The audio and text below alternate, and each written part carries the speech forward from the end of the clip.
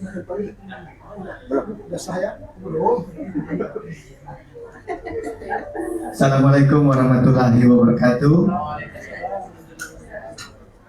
Selamat siang, salam sejahtera untuk kita semua. Shalom. Kita akan segera memulai sesi seminar kita pada siang hari ini. Saya akan panggil ketiga narasumber kita yang sudah ada di tengah-tengah kita saat ini. Narasumber yang pertama yaitu Ketua Forum Koordinasi Pencegahan Terorisme FKPT Kalimantan Barat, Profesor Dr. Haji Wajidi Sayadi, MAG. Dipersilahkan Pak untuk maju ke depan.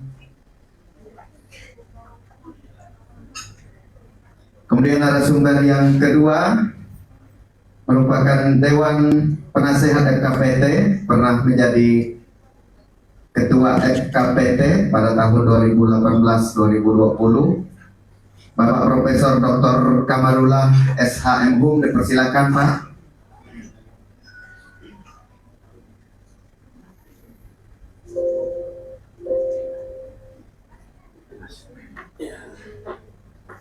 Narasumber kita yang ketiga yaitu pimpinan redaksi Teraju News Network,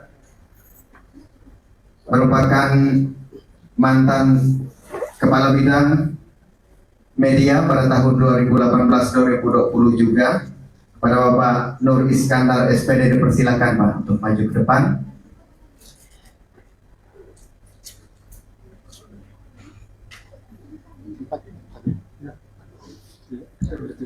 Ya, inilah ketiga narasumber kita yang akan menyampaikan materinya pada siang hari ini kepada kita. Tanpa berlama-lama kita akan panel saja dari Pak Ketua. Mulai dari sudut sini ya, dari sini ke sana. Saya persilakan kepada Pak Nur Iskandar. Dipersilakan Pak. Bismillahirrahmanirrahim. Assalamualaikum warahmatullahi wabarakatuh. Terima kasih kepada moderator, terima kasih pada FKPT Provinsi Kalimantan Barat yang telah mengundang kami kembali bersama Profesor Kamarullah, Magister Hukum, mantan Ketua FKPT periode kedua setelah mantan Sekda Dr. Andes MZ Hamdi Asofi almarhum. Pada kesempatan ini kita bersyukur ya, salah satu etapa penting dari proses ketatanegaraan kita yang relatif rawan konflik, yakni pemilu serentak dilanjutkan dengan pemilihan kepala daerah yang berlangsung aman, sukses dan lancar, tanpa ada gesekan dan konflik anarkistik. Ini menjadi satu momentum yang indah bagi kita di Kalimantan Barat karena titik-titik rawan konflik ini sebagai penanda harmoni kehidupan bermasyarakat, berbangsa dan bernegara di provinsi kita berjalan dengan baik, dan itu sekaligus penanda bahwa FKPT kerjanya sukses. Boleh tepuk tangan yang meriah.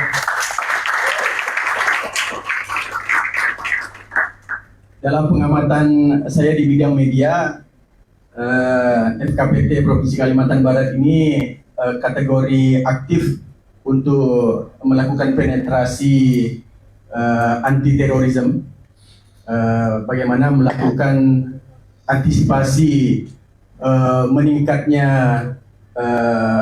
kekerasan. Kalau tadi Pak Kabat mengatakan bahwa hal-hal yang bersifat anarkistik itu kalau naik lagi ke level di atas itu menjadi radikalisme. Radikalisme ini kalau meningkat lagi satu level ke atasnya menjadi terorisme.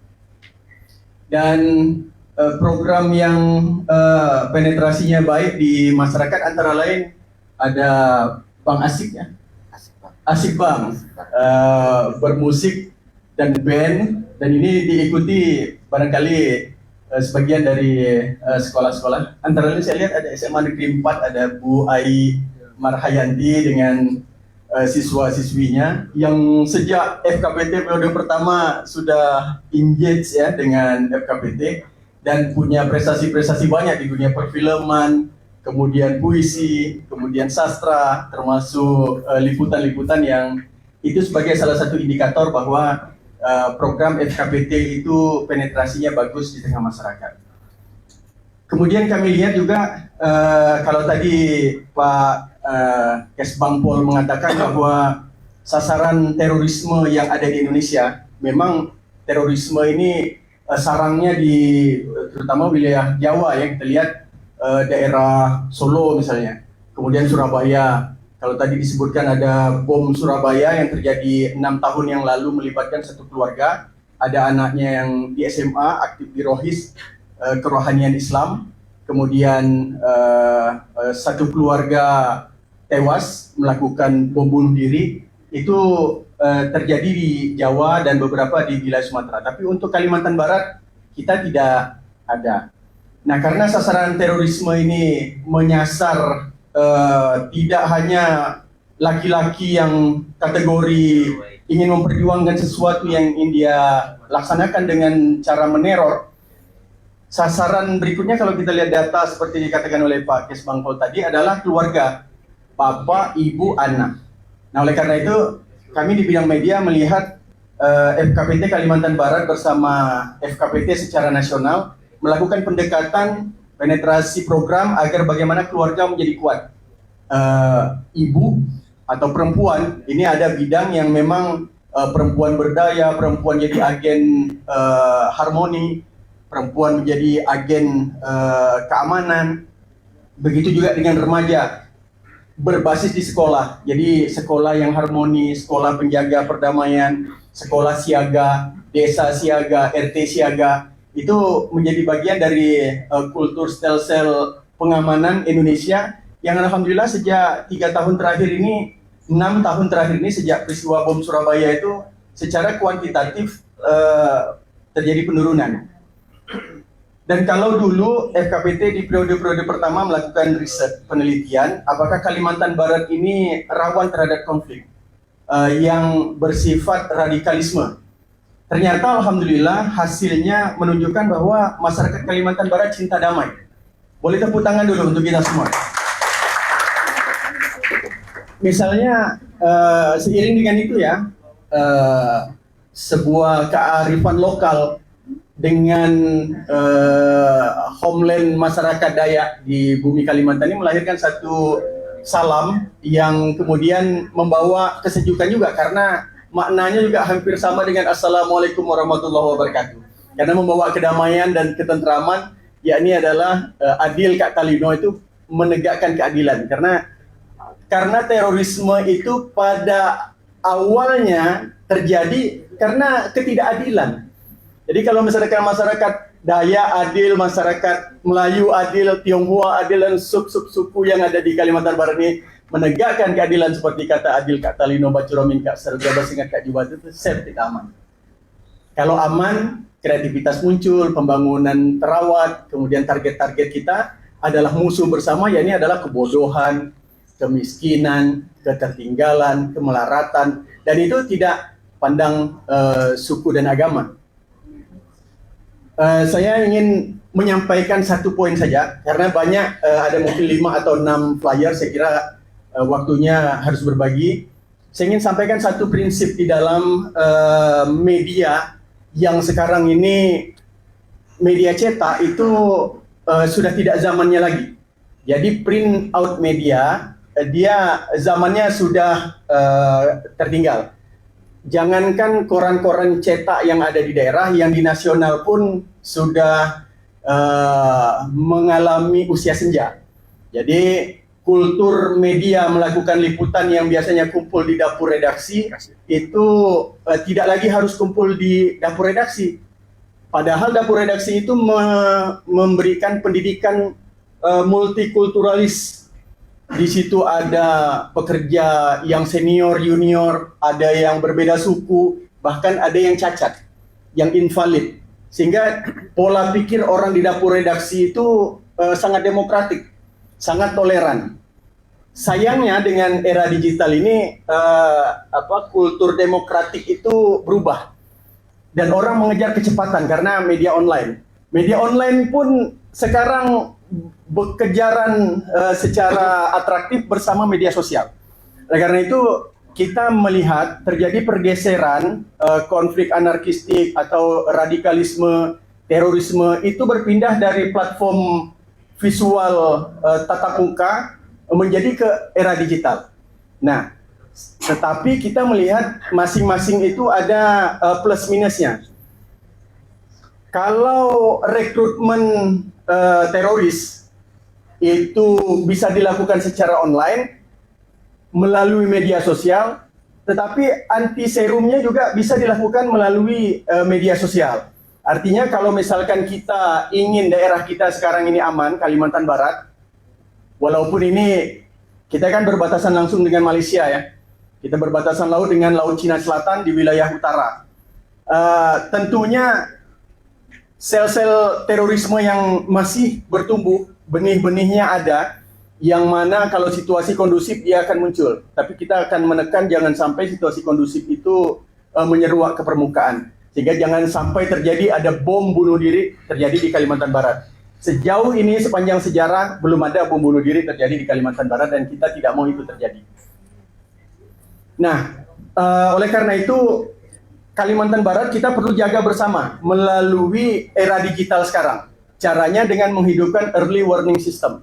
Nanti kita akan lihat 4 poin bagaimana early warning system berdasarkan platform digital itu bisa kita elaborasi bersama-sama.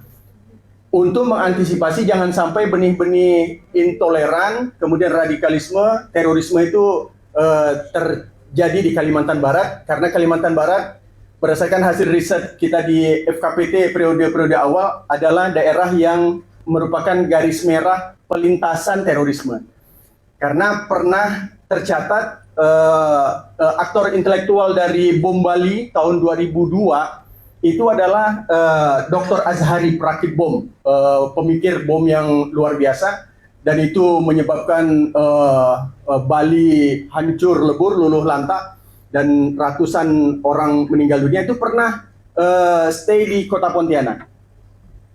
Kan orang Malaysia. Jadi bolak-balik. Kita daerah pelintasan. Nah, kita lihat di slide yang pertama ya. Bagaimana kita bisa mengelaborasi jangan sampai daerah kita yang merupakan daerah pelintasan internasional ini kemudian menyimpan adanya teroris-teroris yang lewat di tempat kita tapi kita tidak tahu. Dia masuk ke sini kan lewat pintu-pintu transportasi ya, apakah di udara, laut, atau darat. Oleh karena itu, kita mestinya mengambil nilai-nilai positif dari media online, media sosial, untuk pasang mata, pasang telinga, untuk kemudian kita mainkan secara digital. Untuk berkomunikasi, sehingga kekuatan safety sosial, jaring pengaman sosial itu bisa mengantisipasi kuman-kuman, penyakit-penyakit yang akan membuat situasi ekonomi politik daerah kita menjadi hancur. 4 saja poinnya, silakan slide berikutnya. Oh, tidak ada. Oke, yang pertama perlu sehat dalam bermedia sosial adalah tell the truth. Kita akan selamat bermedia, apakah media itu, kalau media online kan ada struktur redaksinya, mudah mempertanggungjawabkannya, ada undang-undangnya, undang-undang pers. Tapi kalau media sosial itu tidak ada struktur redaksinya, satu orang aja pemegangnya. Oleh karena itu untuk menjudge dia, itu undang-undang ITE saja. Tetapi dia punya hak untuk keterbukaan informasi publik. Oleh karena itu melalui program FKPT yang menyentuh pelajar, mahasiswa seperti sekarang ini, bagaimana pemuda menjadi elan vital kekuatan keamanan, anti teror, itu adalah tell the truth. Sampaikan yang benar. Kebalikannya, kalau menyampaikan yang tidak benar itu kan hoax. Berita bohong, pernyataan bohong.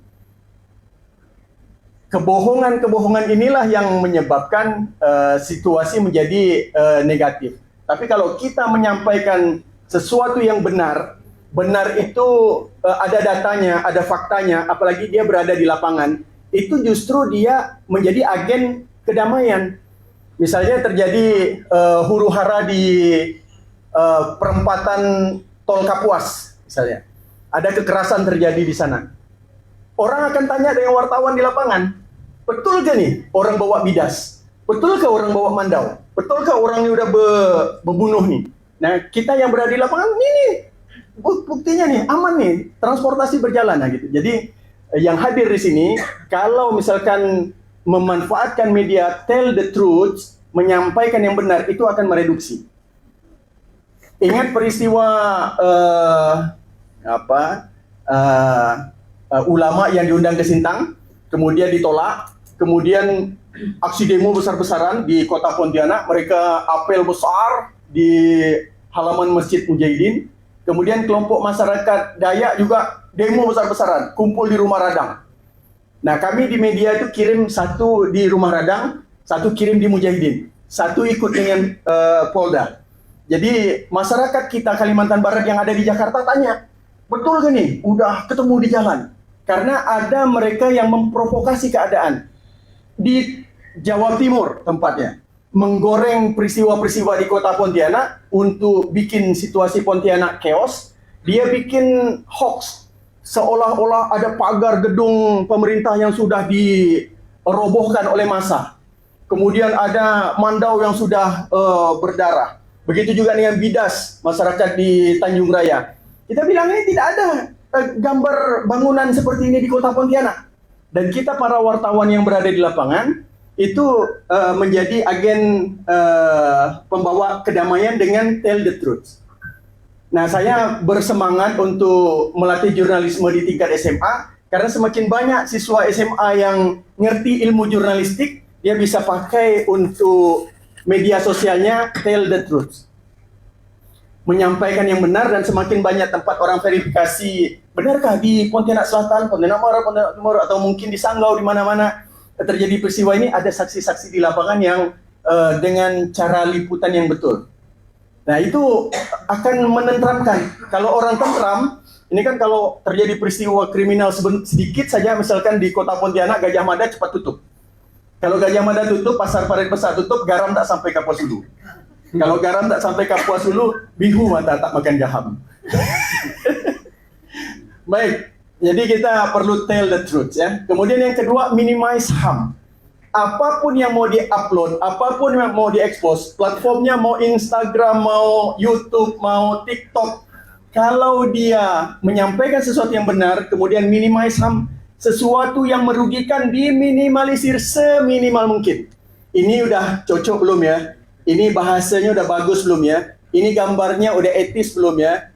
Dipertimbangkan dengan matang, itu akan menjadi agen pembawa pembangunan yang bagus. Kemudian yang ketiga, be accountable. Be accountable itu artinya dia terukur. Account itu artinya dapat terukur. Misalnya begini, kalau terjadi peristiwa baku hantam antar etnik, ini kan yang rawan-rawan, misalnya Madura ketemu dengan orang Dayak. Sudah terjadi peristiwa ethnic cleansing di Sambas misalnya, kemudian di Samalantan. Ada peristiwa konflik bersejarah yang komunal. Ya tak boleh terjadi gesekan ini. Itu kalau misalkan ada yang memprovokasi, bahaya. Nah, kalau dia be accountable, dia dapat terukur, dia langsung ketemu dengan pelakunya. Jadi narasumber pertama itu adalah korban dan pelaku terhadap korban itu. Baru yang kedua sumbernya adalah pihak yang menangani case ini, misalnya kepolisian. Sudah sejauh mana penanganan perkara ini? Saya punya pengalaman yang luar biasa. Ada 11 bis datang dari Kabupaten Landak hendak menyerang kantor redaksi kami. 11 bis kali kan ya 40, berarti 400-an. Ini kalau tidak baik kita menanganinya, hancur ke kantor redaksi, kantor Kota Pontianak pun hancur lebur. Tetapi karena kita be accountable, kita dapat terukur. Ini kasusnya seperti ini, penanganan kepolisian sudah seperti ini.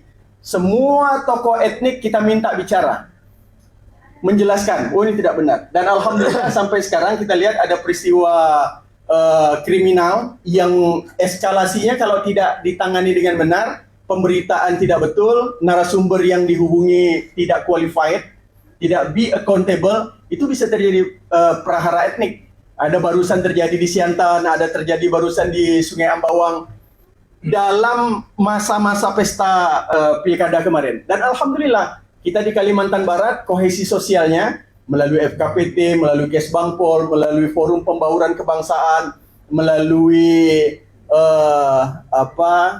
konsorsium Merah Putih, ada Majelis Adat Budaya Melayu, ada Majelis Adat Dayak, Majelis Adat Tionghoa, kemudian dari Minang, dari Jawa, dari Batak, Sunda, dan lain sebagainya, itu cepat. Dan alhamdulillah dengan media sosial sekarang, dengan WhatsApp group, kemudian ada peristiwa ini, cepat koordinasi antar tokoh masyarakat, kemudian koordinasi dengan aparat keamanan, masalah ini downsizing, diperkecil, kemudian dapat diatasi. Masalah yang tidak bisa diatasi adalah kalau dia masalah ada muncul, kemudian dikipas-kipasi.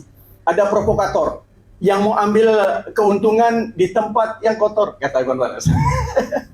Jadi tendensinya adalah ekonomi biasanya, tendensinya adalah politik. Jadi kita udah paham itu, yang untung hanya segelintir orang yang merasakan negatifnya anarkistik, kemudian radikalisme, itu adalah masyarakat secara luas. Kita tidak mau mengorbankan sesuatu yang besar hanya untuk kepentingan segelintir orang dengan tendensi ekonomi atau politik. Oleh karena itu kita jangan mudah untuk diadu domba. Maka be accountable. Yang terakhir adalah act independently. Nah, berdasarkan pengalaman 20 tahun di bidang jurnalistik di lapangan, kerap kali peristiwa-peristiwa di lapangan itu memang ada kepentingan ekonomi dan politiknya. Jadi ada broker-broker yang ngipas-ngipasi, bahkan tadi bahasa Pak Kesbangpol itu menyisipi atau menyusupi. Kelompok-kelompok aksi demonstrasi itu bisa disisipi, bisa disusupi. Jadi dikasih fasilitas, kasih uang, kasih makan siang, kasih honor, kasih komputer, kasih laptop. Itu ada penyisip dan penyusup.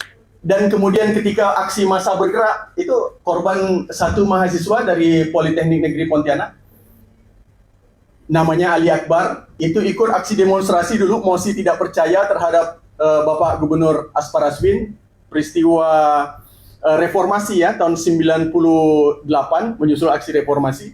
Dia tidak tahu apa-apa, tertembak, meninggal di tempat. Jadi sampai sekarang yang menyisip dan menyusup itu tidak diketahui, tidak terbukti secara kriminal, tapi satu korban jiwa terjadi. Baiklah, 4 ini, tell the truth, minimize harm, be accountable, act independently. Kita bertindak independen demi tercapainya informasi yang benar, apakah melalui media online atau media sosial. Yang jelas sekarang kita berada di era digital, kita manfaatkan itu untuk menyampaikan sesuatu yang benar, kemudian sesuatu yang negatif diminimalisir, kemudian apa yang kita produksi itu terukur, kemudian kita bersikap independen. Memang independen itu menguntungkan untuk terus menegakkan kemerdekaan kita, di mana ini adalah jembatan emas menuju kesejahteraan rakyat. Demikian presentasi untuk penguatan organisasi kepemudaan. Mudah-mudahan di bidang media ini, media boleh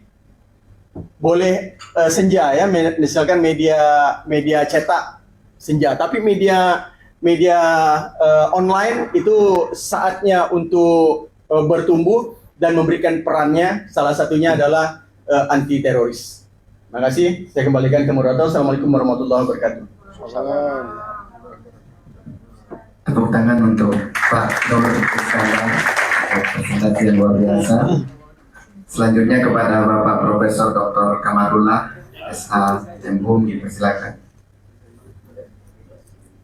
Ya, terima kasih. Pertama saya ucapkan terima kasih kepada Ketua FKPT Pak Profesor Widi Sayadi dan rekan pengurus yang ada di FKPT yang memberikan kepercayaan bagi saya untuk bincang-bincang ya, mengulang kembali soal FKPT ini.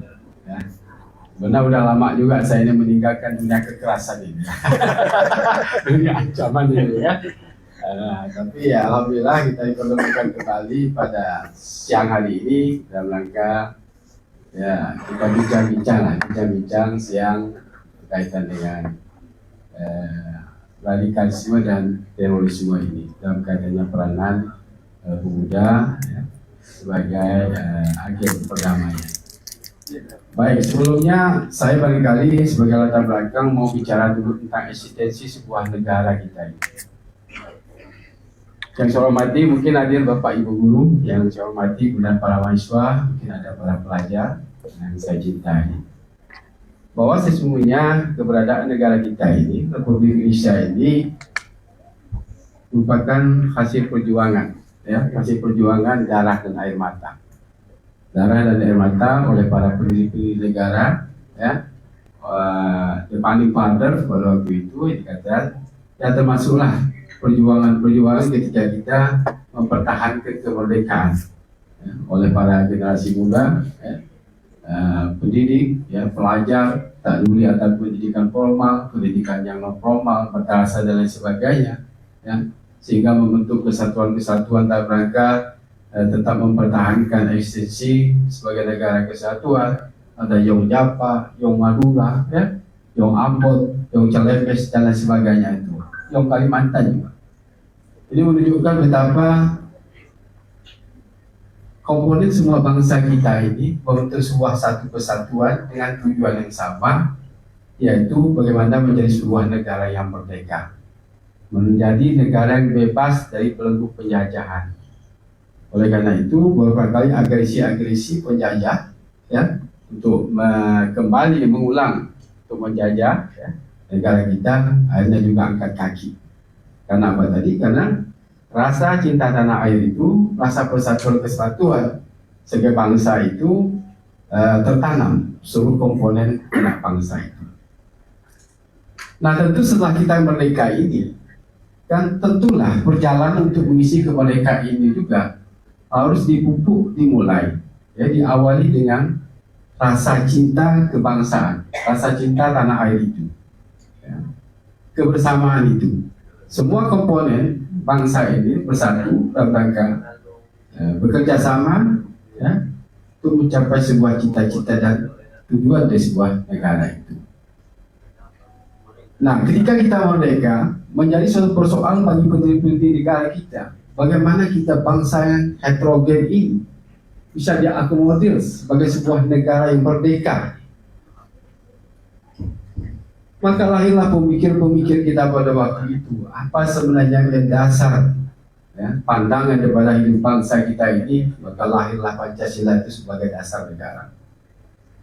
Sebagai dasar negara, sebagai pandangan hidup bangsa yang dijadikan sebagai panduan pedoman, ya, oleh semua komponen bangsa, maka itu lembaga-lembaga pemerintahan, lembaga-lembaga sosial kemasyarakatan dan sebagainya, ya, dalam rangka bersama-sama, ya, membangun sebuah bangsa tadi itu untuk mencapai sebuah cita-cita tujuan bersama itu, ya, kesejahteraan, keadilan dan sebagainya. Nah, dalam perjalanan Pancasila sebagai pandangan bangsa ini sebagai dasar negara sering mendapatkan rongrongan kalau istilahnya, ya, selalu mendapat tantangan-tantangan. Kenapa? Karena tentu ada juga kelompok-kelompok atau pihak-pihak yang menginginkan bahwa pandangan-pandangan dasar-dasar negara ini disesuaikan dengan pandangan-pandangan, pahaman-paham kelompoknya, ya. Oleh karena itu kita mengenal ada kesaktian Pancasila. Itu artinya apa? Karena Pancasila ini dicoba untuk dirubah dengan ideologi pandangan-pandangan baru oleh kelompok-kelompok tertentu, toh tetap juga itu bisa dipertahankan, ya, sebagai dasar negara, sebagai way of life, pandangan hidup berbangsa. Kenapa? Karena pembentukan Pancasila sebagai pandangan hidup bangsa itu bukan diciptakan secara dengan simsalabim, kabraha kata itu kan. Nah, karena melalui suatu perenungan yang mendalam. Orang-orang tua-tua dulu ketika melahirkan sesuatu, ingin melahirkan sesuatu, dia pasti mutih dulu, kan, puasa dulu, kan, minta petunjuk dulu.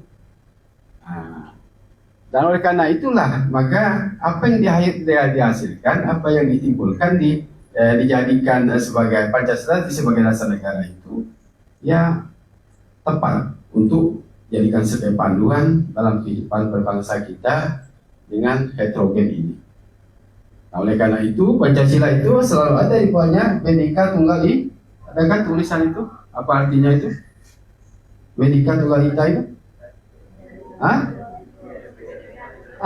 Berbeda-beda tapi tetap satu. Karena memang kita bangsa yang berbeda-beda.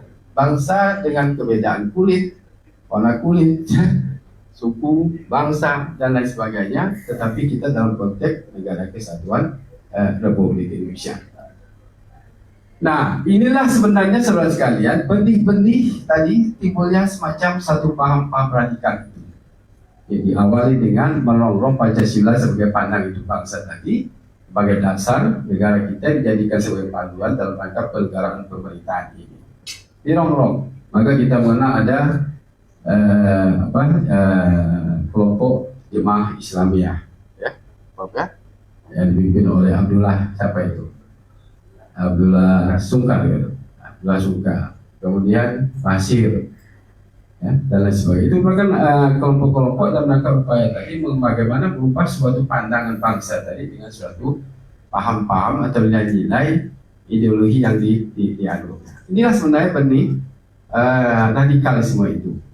Dua kasus-kasus tentang DITI itu sebenarnya juga benih-benih sehingga membentuk jaringan-jaringan, ya, ke seluruh wilayah Indonesia, ya, dan itu tidak mati, akan selalu tumbuh, ya, berupaya, yaitu nanti dengan cara bagaimana membangun kekuatan-kekuatan baru, ya, dalam rangka bagaimana ide-ide pandangan-pandangan ini bisa diikuti oleh kelompok-kelompok lain atau masyarakat. Nah, jadi radikal itu sebenarnya bermula, ya, karena ada keinginan, ada pandangan-pandangan untuk melakukan perubahan secara cepat, simsalabim, dengan menggunakan tadi dikatakan kekerasan, radikal keras.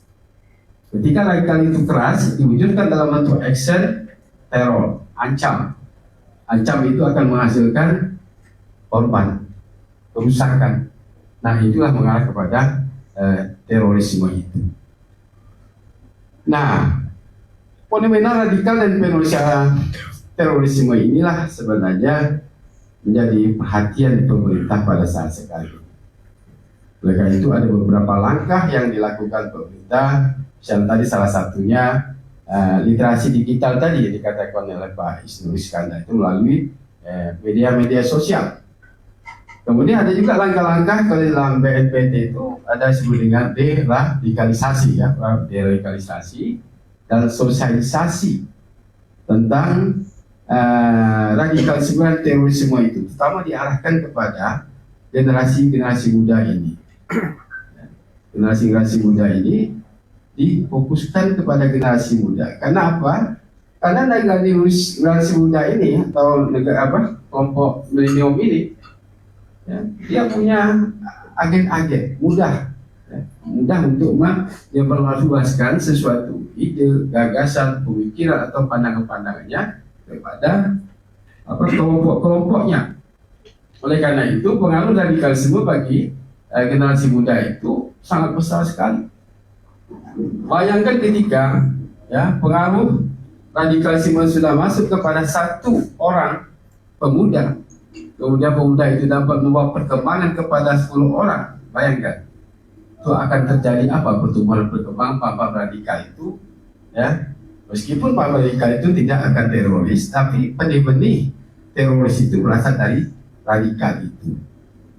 Nah, apalagi di zaman digital sekarang ini dikatakan Pak Es mudah sekali orang itu atau kelompok jaringan-jaringan radikal itu untuk membawa, merekrut, ya, pengikut-pengikutnya. Ya, pengikut yang mudah direkrut ini adalah kelompok-kelompok generasi muda, remaja. Karena apa? Karena remaja ini ya masa transisi dari remaja ke dewasa, sehingga masih labil. Ada keinginan, sekian banyak keinginan, harapan, selalu tidak puas akan sesuatu dan karena ingin mencari sesuatu, ya. Kan pemuda ini kadang-kadang putus cinta kan temenong. Yang temenong ni bahaya ni. Mudah mudah dipengaruhi. Temenong, frustasi kan. Dan baru kan mata kuliah 2 tak lulus sudah temenong. Zaman-zaman kita nak semua tak lulus pun tak apa kan. Ini benih-benih yang sebagai pintu masuk jaringan-jaringan radikal terorisme itu untuk memberikan pemahaman pandangan-pandangannya yang berkaitan radikal itu. Nah, apalagi dengan saya katakan tadi dengan era digitalisasi ini mudah sekali itu. Kalau dulu orang memberikan pahaman radikal ini door to door, face to face, lingkungan family, kan? Tapi sekarang tidak lagi, sudah bebas melalui media-media sosial itu. Nah, oleh karena itu memang penting artinya peranan pemuda itu bagi upaya untuk mengatasi radikalisme dan terorisme. Jadi ada 2 peranan pemuda ini. Peran pemuda bisa dia masuk ke dalam ranah radikalisme dan terorisme, bisa juga dia sebagai memiliki peranan positif dalam menciptakan suatu perdamaian tadi. Agen, is agen itu agen perdamaian. Nanti kan tinggal gantung bagaimana potensi-potensi yang ada pada pemuda ini diberdayakan. Pemuda ini saudara-saudara sekali ini semuanya punya kelebihan ini. Pertama, saudara pasti punya keinginan, kebutuhan, harapan-harapan akan suatu perubahan, bagaimana cara merubah nasib, bagaimana cara merubah keluarga. Dan untuk melakukan perubahan-perubahan itu ada kelebihan tetapi memiliki inovasi-inovasi untuk melakukan perubahan itu, kan? Dan satu lagi karakteristik si pemuda ini, dia punya kejujuran, mengungkapkan akan sesuatu. Ini potensi. Dia potensi keaktifan saudara dalam organisasi politik, organisasi masyarakat. Ini semua potensi-potensi yang positif yang perlu diberdayakan. Jadi kemampuan-kemampuan saudara itu perlu diberdayakan dan jangan diistilahkan pemuda itu dipinggirkan karena berpengaruh. Saya katakan tadi, ketika seorang pemuda dia masuk dalam jaringan radikalisme, 1 bisa membawa 10. Oleh karena itu pemberdayaan peranan generasi muda menjadi sangat penting dalam rangka menangkal paham-paham radikalisme dan terorisme. Nah, itu yang dikatakan tadi, fungsi peranan pemuda itu di satu sisi dia bisa menciptakan suatu agen-agen perdamaian. Dan secara hukum, pemuda sebagai agen perdamaian itu sudah dijustifikasi, dilegalkan dalam undang-undang kepemudaan. Bahkan di dalam resolusi Dewan Keamanan PBB juga memberikan konsep perhatian terhadap peranan pemuda itu serta dalam pembangunan, terutama yang fokus kepada agen-agen perdamaian dan keamanan. Nah, artinya apa? Dari segi legalitas, pemuda diberikan kesempatan untuk mengembangkan aspirasinya, mengembangkan kompetensinya, untuk mengembangkan aktualisasi dirinya, dengan berbagai macam aktivitas atau melalui komunitas-komunitas kepemudaan, dalam rangka tadi itu menangkal ide-ide paham-paham radikalisme dan terorisme tadi, sehingga dapat menciptakan suasana kondisi yang tentram, aman, damai sebagai agen perdamaian. Nah, oleh karena itu, kalau kita berbicara kepada peranan remaja sebagai agen perdamaian itu, sebenarnya dalam resolusi PBB itu ada beberapa pilar yang perlu diperhatikan dan rangka mempotensikan pemuda sebagai agen-agen perdamaian. Sama dengan partisipasi. Jadi berikan kesempatan partisipasi bagi para pemuda atau remaja ini untuk mencegah terjadinya paham-paham radikal dan terorisme itu.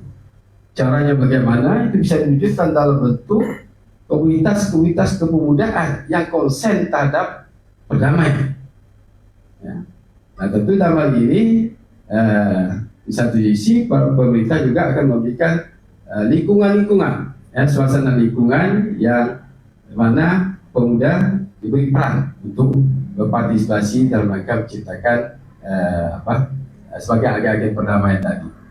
Karena agen perdamaian itu menjadi suatu kunci, ya, kunci. Kalau tidak, saya katakan tadi dua, dia bisa ciptakan perdamaian, dia juga, atau dia bisa menciptakan kerusuhan. Oleh karena itu peranan pilar partisipasi menjadi sangat penting para pemuda untuk ikut berperan serta di dalam menciptakan suatu perdamaian dalam rangka terutama dalam kaitan tadi bagaimana menangkal isu-isu radikalisme, isu-isu yang berkaitan dengan terorisme itu.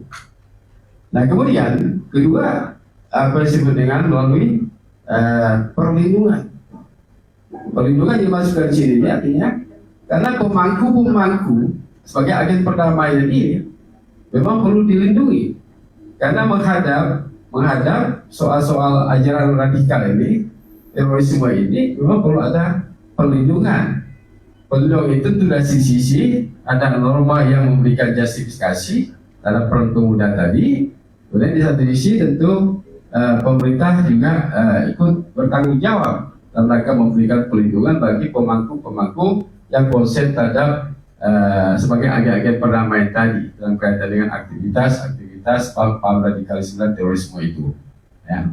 Jadi pilar yang kedua adalah melalui pilar yang disebut dengan pilar perlindungan. Nah, di samping itu ada pilar pencegahan. Pencegahan ini penting, ya. Karena mencegah itu lebih baik daripada mengobati kalau dalam penyakit. Kan? Mencegah itu lebih baik daripada mengobati. Preventif itu lebih baik daripada kuratif. Kan? Nah, mencegah jangan sampai terjadinya penyebarluasan paham-paham radikalisme itu. Nah, ini peranan pemuda menjadi sangat penting. Peran pemuda, apakah di lingkungan sekolah, apakah di lingkungan masyarakat, ya, dan lain sebagainya, ya. Artinya dengan demikian peranan daripada pemuda itu bagaimana dia memberikan pemahaman, solusi, ya, pemahaman dan nilai yang menjadi dasar timbulnya radikalisme itu. Ya, misalnya nilai-nilai apa itu nilai-nilai agama yang baik dan benar itu, bagaimana memahami nilai agama yang baik dan benar itu. Pemahaman, informasi tentang pemahaman terhadap nilai-nilai keagamaan, ya, melalui upaya pencegahan tadi supaya apa? Supaya masyarakat, pemuda-pemuda yang lainnya paham mengerti. Oh, ini sebenarnya soal radikal ini soal terorisme ini sebenarnya bahayanya. Sehingga ketika ada karakteristik ciri-ciri yang berkaitan paham radikal itu dia akan dapat tidak mengikuti. Ya, mengikuti paham-paham yang demikian itu. Nah kemudian kemitraan, pemuda perlu membangun sebuah kemitraan dalam rangka upaya tadi dia sebagai agen perdamaian. Mitra ini sebagai siapa kepada siapa? Baik itu melalui lembaga-lembaga sosial kemasyarakatan, ya, maupun melalui lembaga-lembaga institusi yang formal.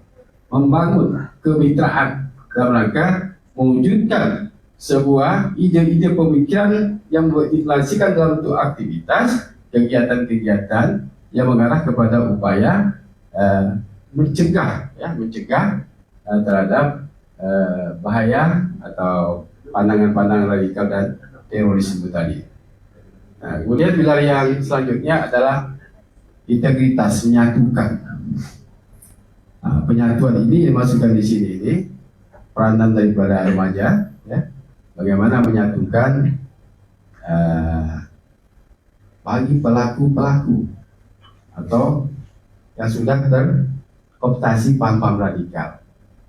Nah, tentu bisa diwujudkan dalam bentuk kegiatan, apakah diskusi-diskusi yang ringan atau melalui dialog-dialog lintas agama, dialog budaya, ya, di mana itu menunjukkan antara kelompok pemangku perdamaian tadi dengan mereka-mereka sudah terindikasi paham-paham radikal itu, sehingga menunjukkan di situ tidak ada pembedaan antara kelompok pemangku tadi dengan pelaku radikalisme itu bersama-sama untuk membicarakan secara persoalan-persoalan yang berkaitan misalnya dengan kebangsaan dan lain sebagainya. Nah, jadi Bapak Ibu sekalian dan adik-adik yang saya cintai, sebenarnya ada dua prinsip peranan pemuda. Pemuda bisa membuat konflik kekacauan, kemudian pemuda juga bisa sebagai agen perdamaian. Tinggal persoalan bagaimana potensi-potensi positif yang dimiliki oleh pemuda itu perlu diberdayakan melalui komunitas-komunitas pemuda yang punya konsen di bidang perdamaian dan keamanan. Dan apabila ini tidak direspon, akan berbahaya. Potensi itu akan diambil oleh orang lain, yaitu jaringan-jaringan tadi, ya, sehingga akan mau pengaruh semakin tumbuh dan berkembangnya paham-paham radikal itu. Barangkali ini yang dapat saya sampaikan pada siang ini. Terima kasih atas segala perhatian. Mohon maaf atas segala kekurangan. Allahumma muwaffiq ila aqwamit. Assalamualaikum warahmatullahi wabarakatuh. Waalaikumsalam warahmatullahi wabarakatuh. Tepuk tangan untuk Profesor Kamrullah yang menyampaikan materinya. Yang terakhir dari Bapak Profesor Dr. Haji Wajidi Sayadi, dipersilakan.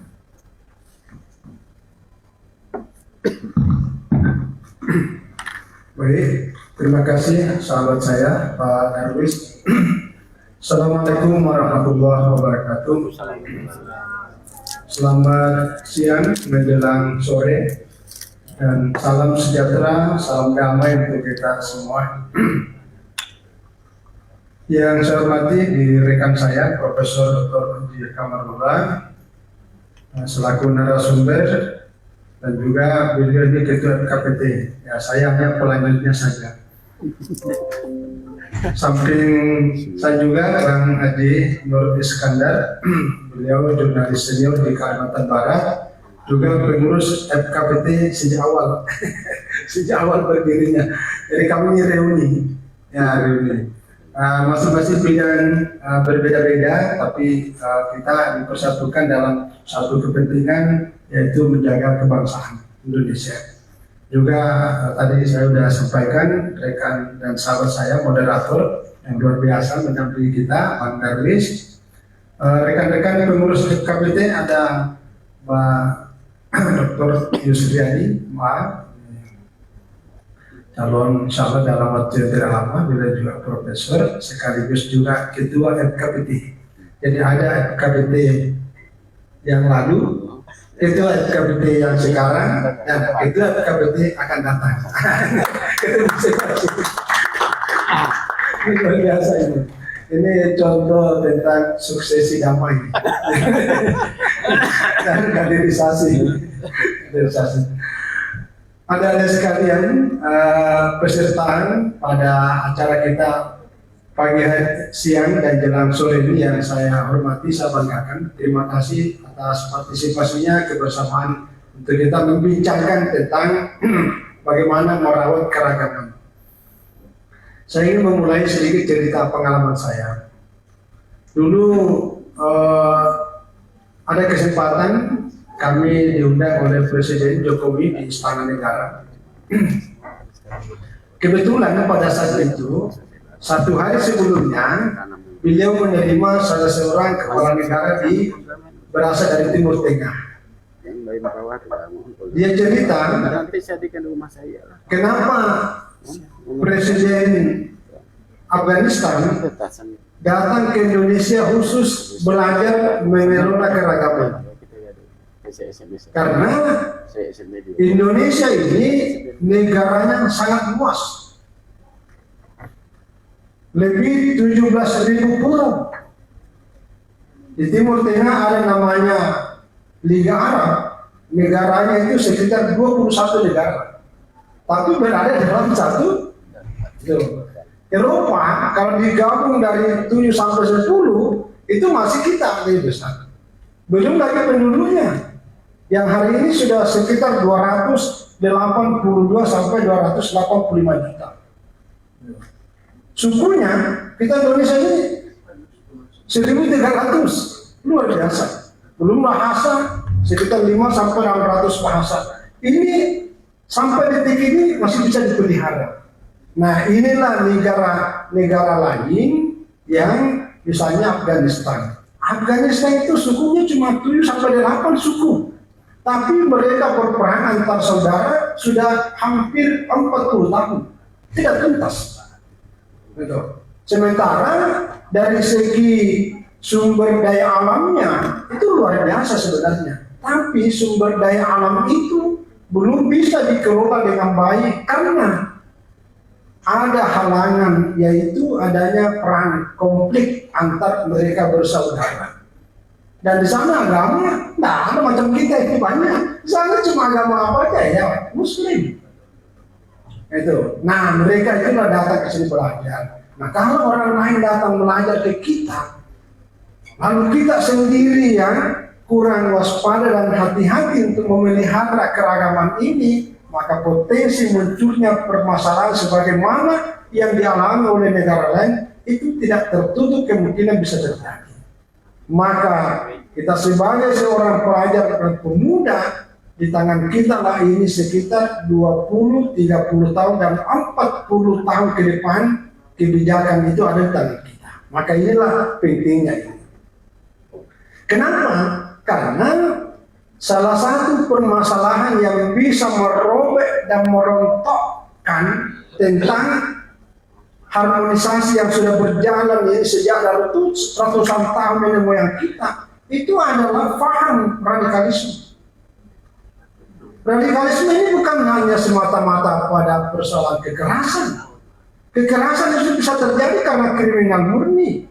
Tapi persoalannya muncul ini karena radikalisme ini dulu pada dasarnya sekitar abad ke-17, abad ke-18, abad ke-19, terutama di Eropa, radikalisme ini sebenarnya hanya pada ranah sosial dan politik. Sebenarnya di situ. Tapi dalam perkembangan kemudian sampai detik ini masuk pada ranah agama.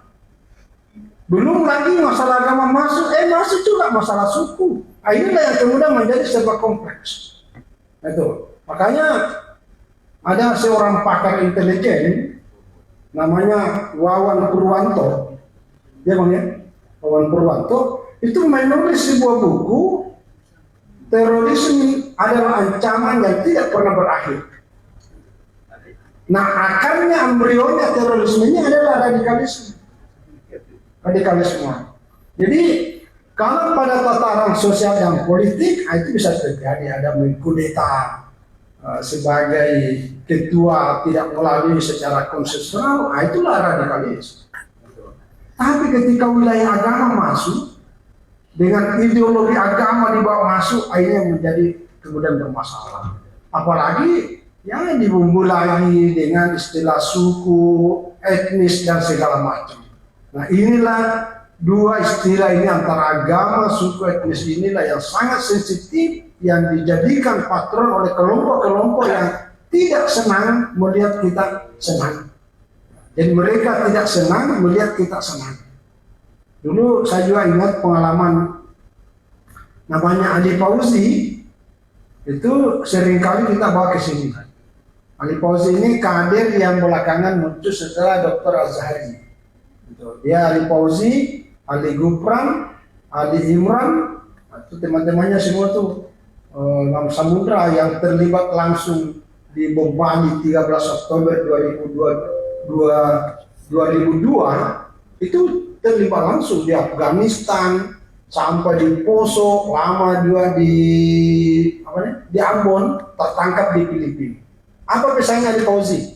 Dia bilang gini, Pak Wajidi, di Indonesia ini teman-temannya ada ceritanya, karena pengalamannya itu memang ada kelompok sebenarnya tidak banyak dan tidak besar, tapi kelompok ini tidak boleh kita abaikan.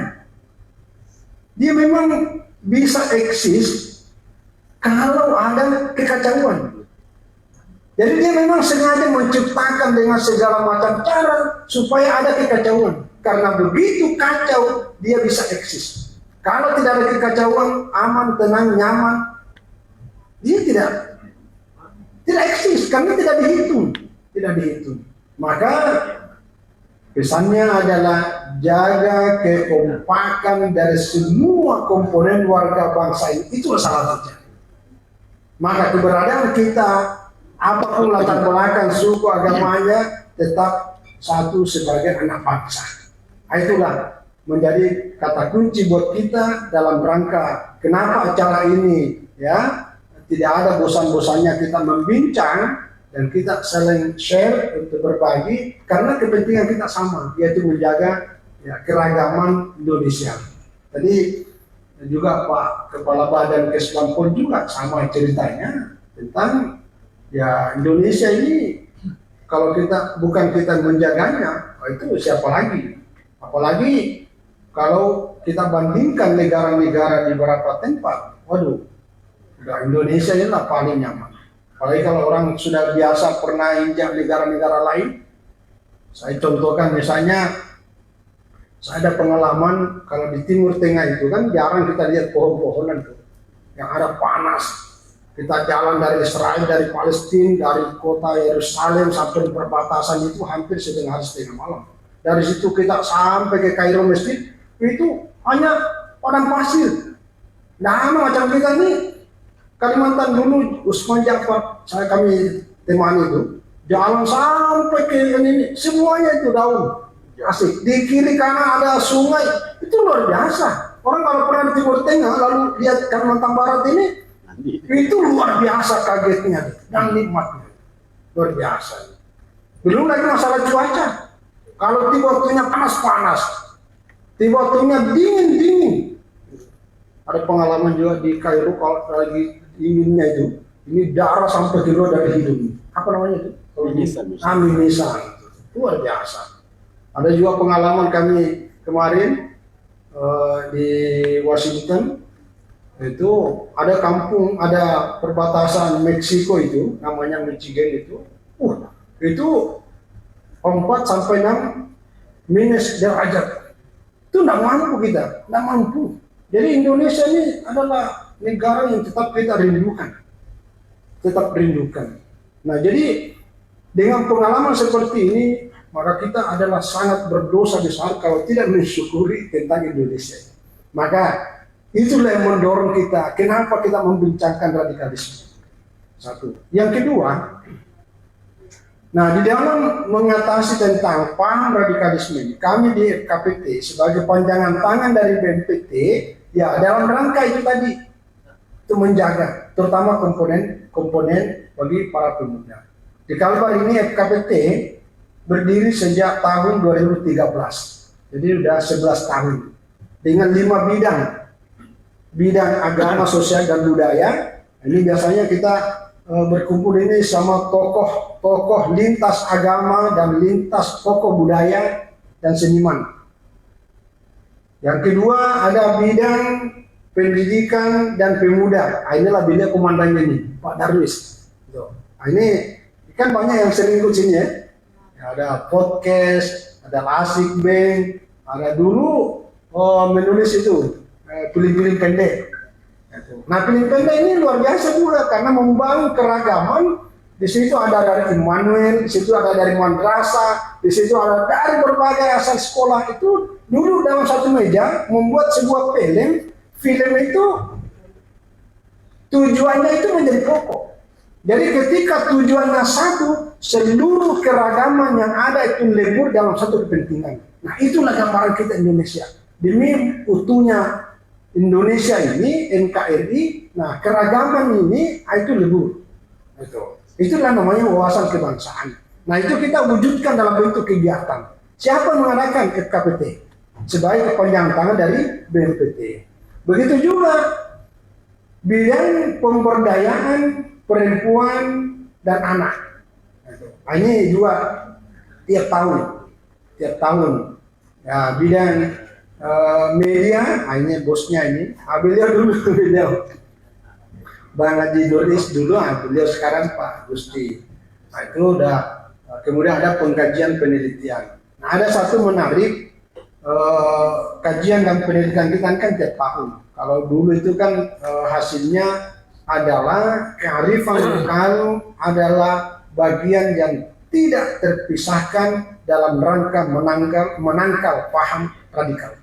Itu hasil penelitian itu. Nah, yang terbaru ini yang dirilis beberapa waktu yang lalu adalah salah satu yang rentan dan menjadi sasaran empuk dari kelompok-kelompok yang tidak suka kita senang ini, pertama adalah anak-anak, yang kedua adalah remaja, yang ketiga adalah perempuan, termasuk dulu. Kenapa anak-anak dan remaja, termasuklah kita di dalamnya? Karena termasuk ibu, mereka tiga komponen kelompok ini yang paling banyak dan menyita waktunya untuk mengakses dunia maya. Ya, samping dunia maya, apalagi kalau Luna maya. Stop. Nggak lanjut, nggak berani kita lanjut.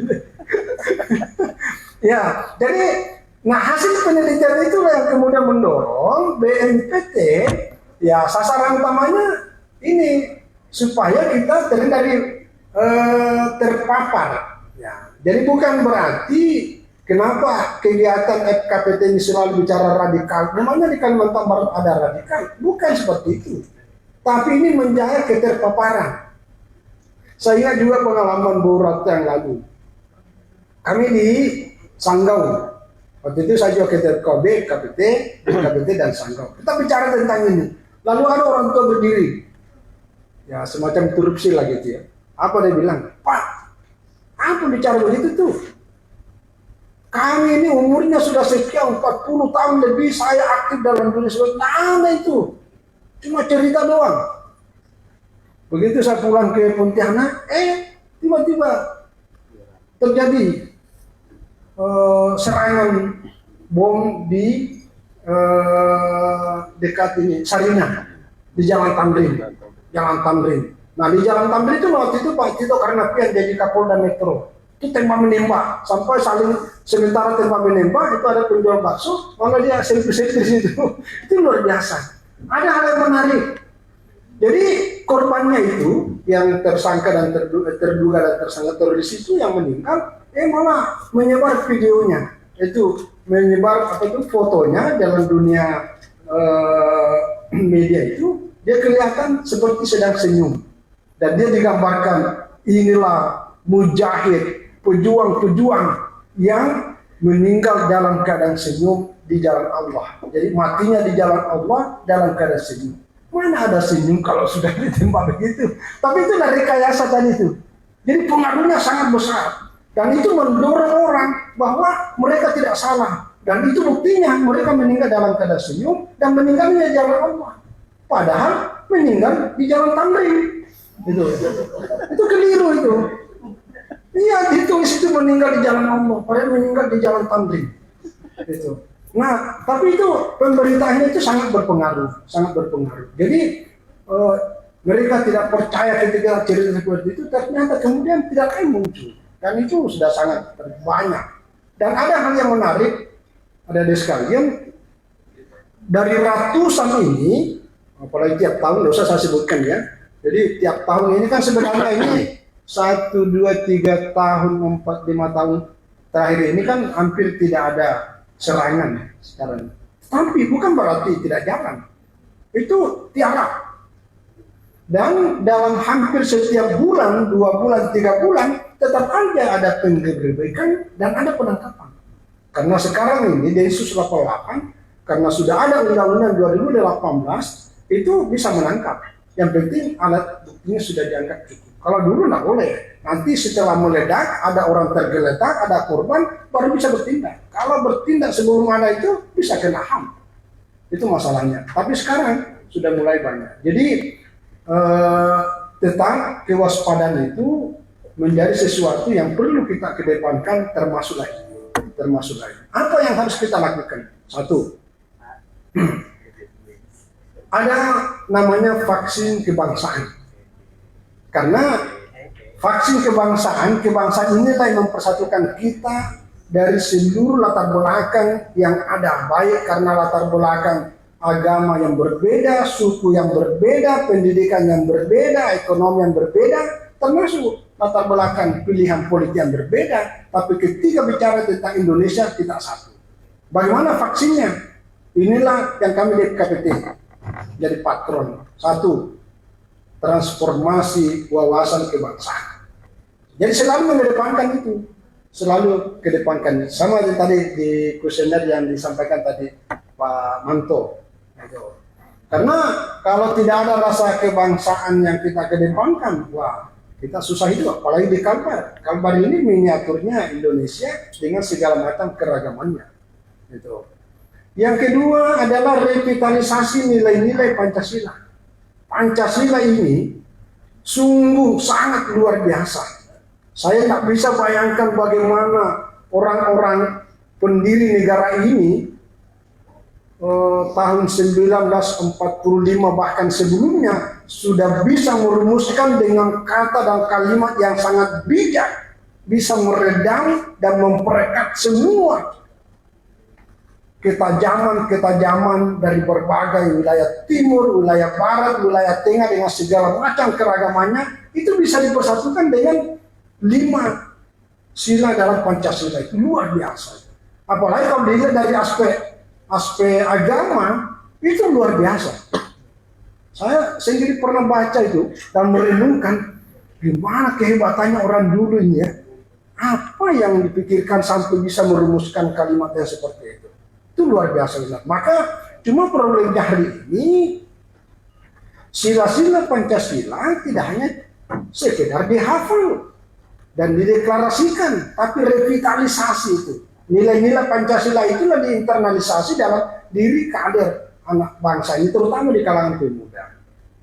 Karena kalau udah bicara Pancasila, kita tidak bicara latar belakang agama, suku, tidak bicara lagi Papua dengan Aceh, tidak ada urusannya. Yang ada urusan kita adalah Pancasilanya.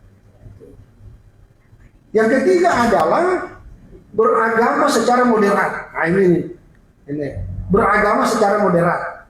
Karena Indonesia ini dengan sila ketuhanan yang Maha Esa menunjukkan bahwa warga negara adalah warga yang beragama dengan beragam keyakinan dan kepercayaannya itu. Maka kalau beragama tidak moderat, itu sangat rentan untuk kita tersinggung dan menyinggung orang. Tetapi dengan cara moderat, lahirlah toleransi, lahirlah kerukunan. Nah, inilah yang bisa merawat Indonesia. Jadi mencegah paham radikal adalah dengan mengedepankan cara beragama secara moderat. Ya, revitalisasi nilai Pancasila, kemudian transformasi wawasan kebangsaan. Yang keempat, ini juga penting, yaitu penguatan akar budaya bangsa.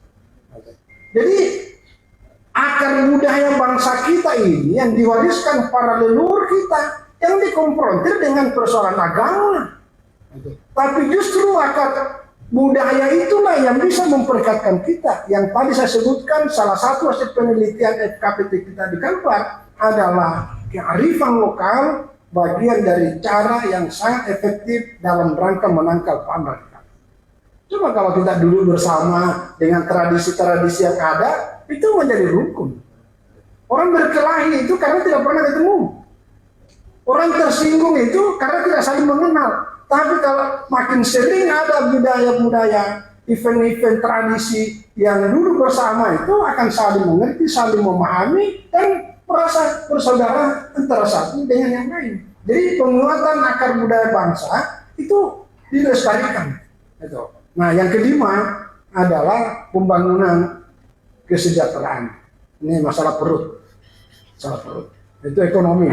Ya, karena salah satu faktor, walaupun faktor ini sangat kecil, ya, membuat orang terpengaruh bersikap radikal itu karena ya tuntutan Jawa Tengahnya ini, tuntutan lapar, tuntutan tidak sejahtera, itu orang bisa membuat bersikap sangat radikal. Tapi itu kecil sekali. Walaupun ada, tapi tidak terlalu banyak. Yang paling banyak itu ya faktor, ya salah satunya tadi itu persepsi tentang ketidakadilan. Itu paling banyak. Dulu di Palu itu, di Poso, Ada namanya kelompok Santoso. Itu salah satunya karena dia lari ke hutan karena dia punya tempat dan keluarganya tergusur dan tidak ada ganti rugi. Itu merasa dia diperlakukan secara tidak adil, maka dia bangun sebuah komunitas, ya komunal namanya lah ya. Nah itulah menjadi melakukan sebuah tindakan. Jadi sekali lagi ini vaksin kebangsaan untuk kita semua dalam rangka meminimalisir ya terpaparnya paham radikal. Jadi sekali lagi radikal itu bukan hanya karena dia keras, tapi lebih kepada dorong ada ideologinya yang ingin mengganti.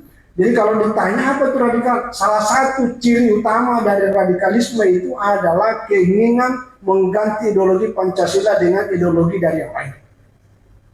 Gitu. Makanya hati-hati kalau ada ideologi transnasional, ada ideologi yang diambil dan apalagi setia terhadap negara lain, itu hati-hati itu, hati-hati itu. Karena dia tidak menghitung, tidak mau pakai apa itu lambang negara, tidak mau pokoknya, itu hati-hati itu. Nah, itu salah satu di antara karena ada dorongan masalah ideologi. Dan yang terakhir, vaksin kebangsaan yang dulu kenapa disebut vaksin? Karena dulu berkaitan dengan vaksin corona. Jadi ada dua dulu vaksin, vaksin imunitas, vaksin COVID-19, dan kemudian vaksin kebangsaan yang baru tadi kita jelaskan. Nah ini semua tidak bisa hanya oleh pemerintah semata. Maka oleh BNPT yang kemudian dimandatkan kepada FKPT ada namanya grand strategi, yaitu pentahelik. Artinya apa yang kita lakukan dalam rangka menjaga, merawat keragaman dan itulah menjaga Indonesia ini harus secara bersama-sama. Dari pemerintah bersama masyarakat di dalamnya inilah ada pemuda, termasuk media, termasuk pelaku ekonomi, termasuk akademisi, termasuk budayawan dan seterusnya. Inilah semua kolaborasi dari mereka semua inilah yang harus kita rawat dan menjaga kebersamaan untuk dalam rangka menangkal paham radikalisme yang bisa mengarah pada paham dan tindakan terorisme. Saya kira ini sekedar apresiasi saya. Mohon maaf saya tidak sempat membuatkan sebuah slide ini, tapi pada prinsipnya inilah yang menjadi kunci yang saya sebutkan berkaitan dengan menangkal paham radikalisme terorisme dan sekaligus menjadi peran FKPT dalam konteks seperti ini. Saya kira itu, terima kasih dan mohon maaf atas semua kekurangan. Wallahul muwaffiq ila aqwamit thoriq. Wassalamualaikum warahmatullahi wabarakatuh. Selamat siang menjelang sore dan salam damai sejahtera untuk kita semua. Ya, kita menyampaikan materi untuk kita pada siang menjelang sore hari ini.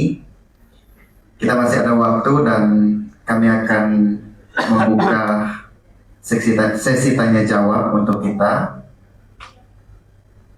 Sesi tanya jawab ini pertama ini ada 3 penanya. Kalau nanti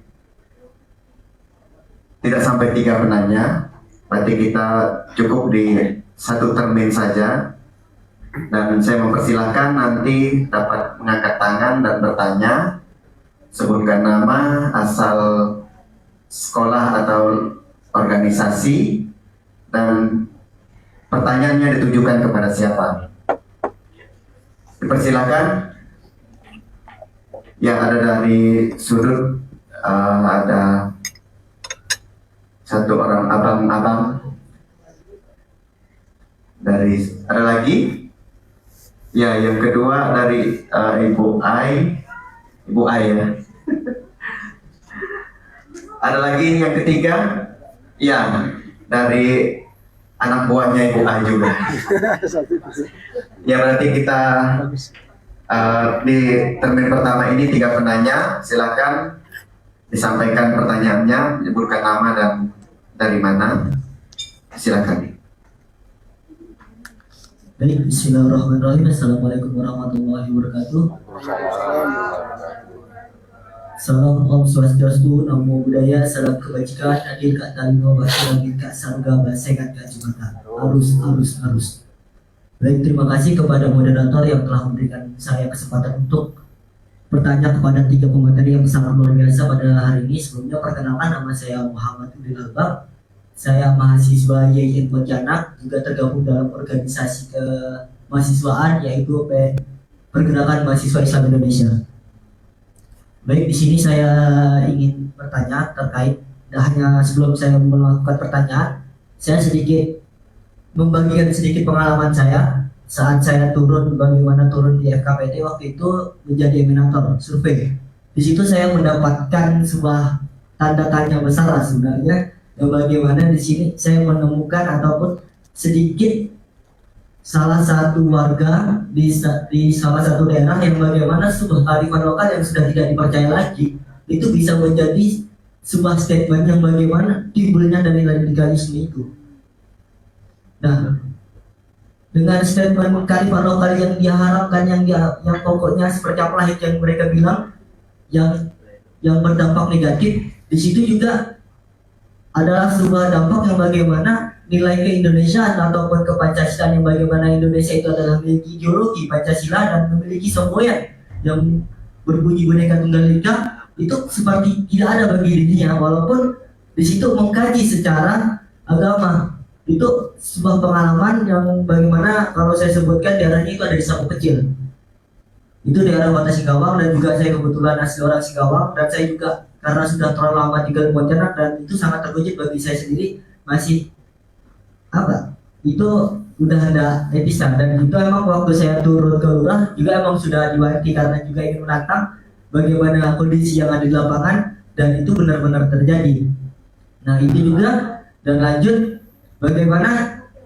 yang di kedua yaitu pengalaman dari sosial media, yang bagaimana menurut saya sebuah sosial media saat ini itu sangat membungkus lah, bahasanya tuh dibungkus menjadi satu. Bagaimana sebuah perpecahan, sebuah perbedaan itu selalu diintoleransikan. Yang bagaimana itu yang bisa menimbulkan dari dampak sosialnya dulu. Setelah ke sosial baru ke politik, dan itu akan datanglah ke agama, yang bagaimana perbedaan itu selalu dipisah-pisahkan. Perbedaan itu selalu ditiadakan. Salah satunya adalah sebuah suku. Suku itu sangat mudah untuk diatur. Dengan ras ini mau tinggal propaganda suku yang ini langsung mulai sangat mudah. Dan juga begitu sebaliknya agama. Di saat agama yang lebih dominan di Indonesia ini adalah agama Islam, di situ para penunggang ini juga bisa menggampang masuk. Itu dari sosial media, yang bagaimana dia bisa manipulasi, yang bagaimana juga disampaikan oleh pemateri yang pertama, gampang untuk dimanipulasi. Media itu gampang untuk dimanipulasi, dan itu yang menjadi sebuah rekayasa yang telah saya dapat secara belakangan kali ini. Dan untuk yang pengalaman pertama itu baru sekitar 2 minggu yang lalu saya turun di Kota Singkawang. Itu sangat, ya saya juga sebagai pemuda yang sangat peduli akan negara kita tercinta ini, itu sangat shock. Dan juga adalah salah satu mahasiswa yang sangat khawatir lah, atau pemuda yang khawatir, dan itu menjadi pertanyaan besar bagi saya. Dan mungkin untuk pertanyaan pertama bagi ini, langsung ke inti pertanyaan yang akan saya ajukan, siapapun yang mampu menjawabnya lah, tidak untuk semuanya karena takut menguras waktu. Jadi bagaimana peran pemuda saat ini saat menerima sebuah tantangan di era sosialisasi, saat berhadapan secara sosial, itu untuk bisa berpendapat bahwasannya kita itu ada dalam sebuah negara kesatuan yang bisa menerima dari kearifan lokal, yang bagaimana kearifan lokal yang seharusnya itu menjadi sebuah budaya itu dihancurkan. Dan yang kedua, bagaimana pemuda saat ini bisa mengkaji sebuah sosial media atau menerima tanpa harus mendengarkan saja. Karena saya lihat belakangan kali itu pemuda yang ada saat ini itu lebih ke dominan mendengarkan dan tanpa harus melihat ataupun mencari pembanding. Dan itu yang dapat saya sangat sayangkan. Dan juga minimnya literasi pada saat ini tidak hanya minimnya literasi, mendengarkan saja itu masih sulit bagi teman-teman pada hari ini. Dan itu masih banyak yang dapat saya dengarkan forum timbul di dalam forum. Bagaimana juga tadi saya sangat shock pada hari ini saat menyebutkan Bhinneka Tunggal Ika saja sebuah pelajar itu masih belum hafal apa itu Bhinneka Tunggal Ika. Dan itu sangat saya sedikit sebagai warga negara. Mungkin itu yang dapat saya sampaikan. Wallahul a'lam bishawab. Wassalamualaikum warahmatullahi wabarakatuh. Baik, terima kasih ke penanya yang selanjutnya.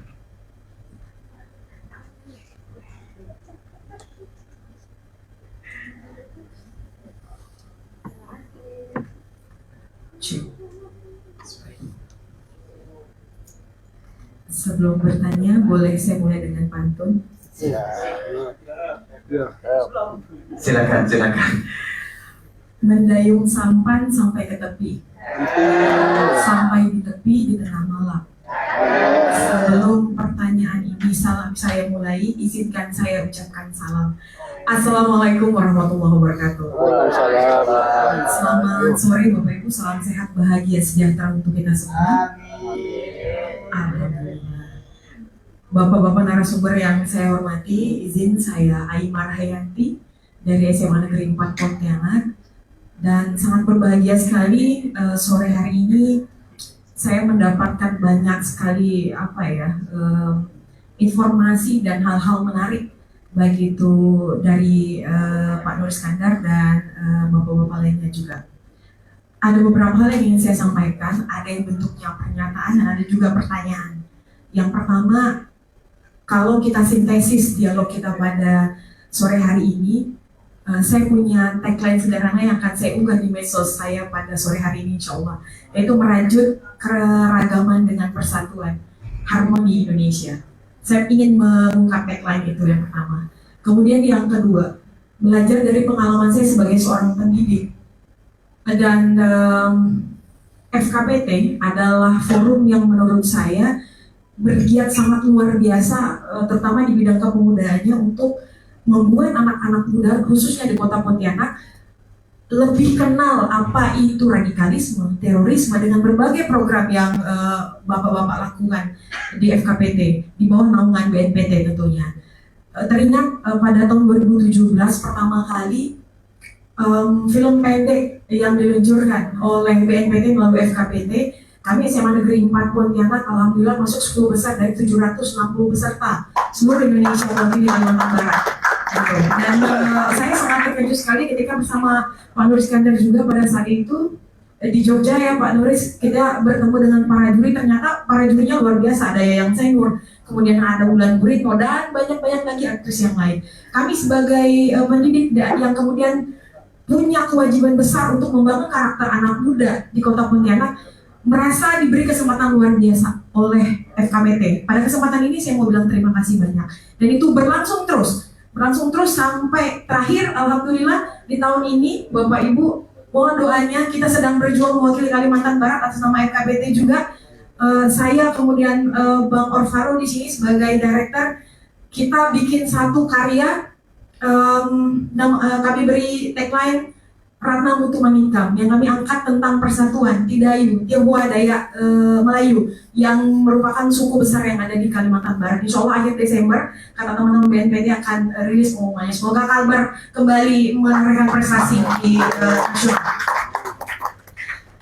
Bicara tentang giat anak muda Bapak Ibu, terutama Bapak-bapak yang ada di depan, saya yakin dan percaya dari pengalaman saya bermain, bukan mengajari, tapi bermain dengan teman-teman bermain saya, tidak hanya di SMA Negeri 4, tapi beberapa organisasi pemuda yang lain juga, bahwa hal-hal negatif termasuk radikalisme, terorisme, bahkan tindak kriminal yang lain seperti narkotika dan lain sebagainya itu bisa kita lawan dengan aktivitas positif.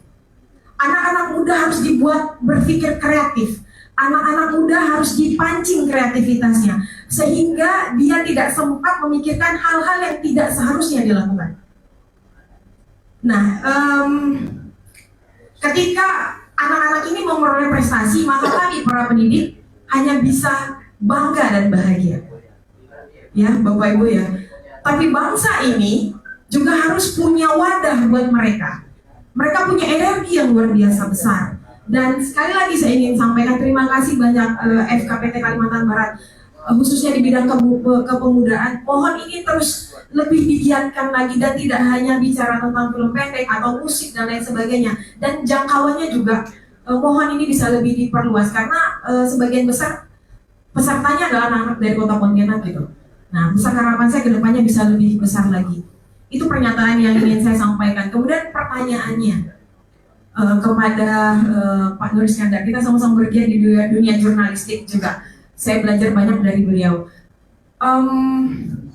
Sebetulnya idealnya untuk anak muda yang ingin belajar jauh tentang dunia jurnalistik, karena di tangan mereka ini juga sebenarnya mereka udah citizen journalism ya Bang Nuris, karena mereka juga sudah penyampai informasi gitu. Nah idealnya sebetulnya selain sharing sebelum sharing, apalagi sih yang harus dilakukan anak muda selain 4 yang tadi sudah dijelaskan oleh Bang Nur Iskandar gitu, sehingga anak-anak muda ini juga tahu apa yang harus mereka lakukan dan mereka bagikan. Tidak hanya tentang curhat putus cinta, kemudian curhat tentang lagi ilfeel sama temannya dan lain sebagainya gitu. Jadi ada hal-hal positif yang bisa dibagikan, dan sebetulnya kriteria maksimal seperti apa sih baiknya gitu ya. Itu yang ingin saya tanyakan. Sekali lagi terima kasih banyak Bapak-Bapak untuk sore yang indah ini. Saya doakan Bapak-Bapak semua dan kita semua sehat dan Indonesia terbebas dari radikalisme dan terorisme. Terima kasih. Wassalamualaikum warahmatullahi wabarakatuh. Terima kasih untuk pernyataan dan pertanyaannya. Selanjutnya dari penanya yang ketiga, langsung saja. Assalamualaikum warahmatullahi wabarakatuh. Kenalkan, nama saya Parodi Nata dari SMA 4 Pontianak, sekaligus murid dari Bu Aimah Hayati. Di sini saya ingin mempertanyakan beberapa hal, tapi sebelumnya saya akan kasih semacam beberapa poin dulu. Di banner itu ada stance pencegahan terhadap radikalisme. Ketika kita bilang pencegahan terhadap radikalisme, itu artinya apakah itu kita mesti mencegah radikalisme secara holistik, secara keseluruhan, atau kita mesti memfilter beberapa aspek di dalam radikalisme itu? Karena gini, saya melihat ketiga narasumber tadi yang terhormat berbicara tentang radikalisme seolah-olah ada semacam kecemasan terhadap radikalisme. Mungkin ketika kita bilang radikalisme itu bisa kita pandang sebagai sesuatu atau langkah awal ketika kita ingin berpijak pada hal yang lebih parah lagi, yaitu terorisme. Tapi saya ingin semacam mengkomparasikan terorisme dari radikalisme. Di sini saya ingin mempertanyakan apakah radikalisme itu mesti kita reduksi sampai ke titik nol sehingga kita tidak boleh berpikir radikal, karena itu bisa jadi tadi ada yang bilang radikalisme itu benih awal terhadap anarkisme dan terorisme. Tapi saya berpikir begini Pak, ketika kita melihat ke belakang para founding parents kita, saya sebut founding parents karena kalau sebut founding father belum pernah kira. Terus saya melihatnya para pemikir kita masalah kaum itu mereka pemikir yang radikal. Saya melihat bagaimana Soekarno ketika 18 Agustus 1930 ditangkap oleh pemerintah koloni Belanda. Di situ dia menyampaikan pleidoinya yang kita kenal sebagai Indonesia Menggugat. Sampai akhirnya Soekarno dibebaskan oleh pemerintah Belanda. Nah kita lihat kalau misalnya Soekarno tidak berperilaku seperti itu, tidak radikal seperti itu, mungkin Soekarno tidak akan dibebaskan sehingga tiba pada masa proklamasi. Atau ketika Hatta mundur dari kursi wakil presiden Soekarno pada 1955. Itu kan juga salah satu bentuk wujud manifestasi dari radikal. Nah karena tadi bapak-bapak di sini bicara radikalisme dengan menunggangi kecemasan di situ terhadap terorisme, tapi saya mau bicara aspek yang radikalisme ini juga kita bisa terapkan pada berpikir secara radikal. Tan Malaka bilang, idealisme adalah kemewahan terakhir yang dimiliki oleh anak muda. Nah, artinya ketika kita ingin bersikap idealis, kita mesti ya meski tidak secara radikal juga, kita mesti radikal juga karena kita ada ide-ide yang pengen kita ucapkan di situ. Jadi kalau misalnya kita tidak radikal dalam ranah intelektual misalnya, maka apakah kita harus menghilangkan radikalisme dalam berpikir? Itu pertanyaan pertama. Lalu tadi Pak siapa yang itu? Pak Kamarullah ya, Prof Kamarullah bicara tentang hukum tadi. Saya ada terangsang dikit pikiran saya untuk bicara. Jadi saya pernah baca di TAP MPR 1966 nomor 25 di pasal 2, di situ ada tertera bahwasanya segala paham yang beraliran kiri di situ mesti tidak diperbolehkan, seperti ada komunisme, leninisme, apalagi Marxisme itu.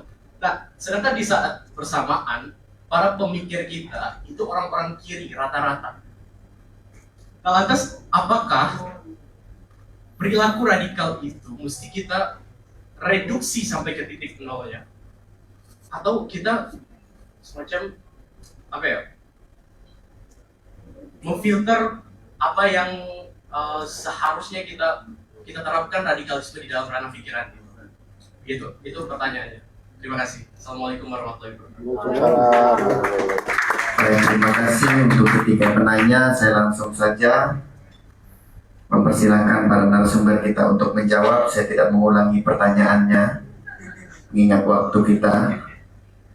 Nanti ketiga narasumber nanti boleh menjawab semua karena pertanyaannya bentuknya umum dan tadi ada yang juga khusus. Silakan dari Pak Nur dulu.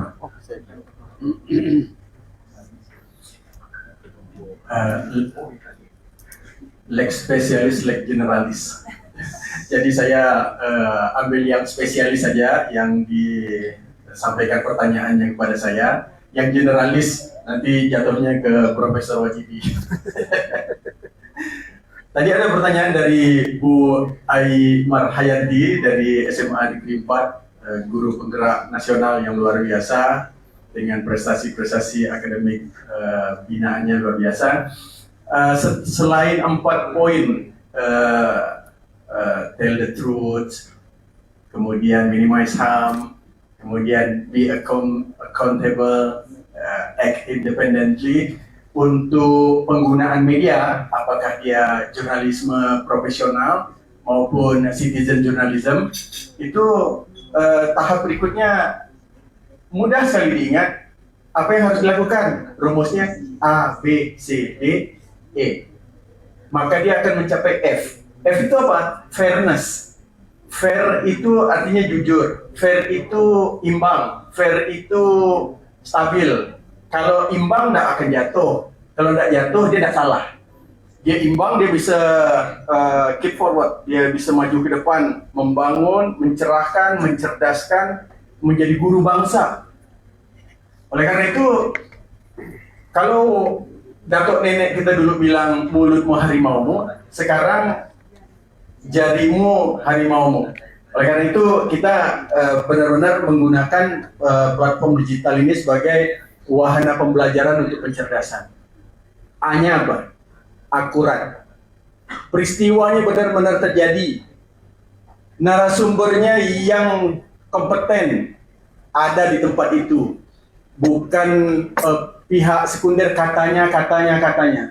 Banyak peristiwa yang menggelembung menjadi hoax itu bermula dari katanya. Dia tidak ketemu dengan narasumber utama. Jadi harus akurat. Nama akurat, titel akurat, tanggal akurat, harinya akurat, jamnya akurat, peristiwanya akurat. Kalau akurat, dia tidak akan abu-abu. Dia kalau putih, dia bilang putih. Kalau hitam, dia bilang hitam. Tidak abu-abu. Kalau ada yang melakukan exposure akurat, itu pasti orangnya cerdas. Dia bisa mencerdaskan.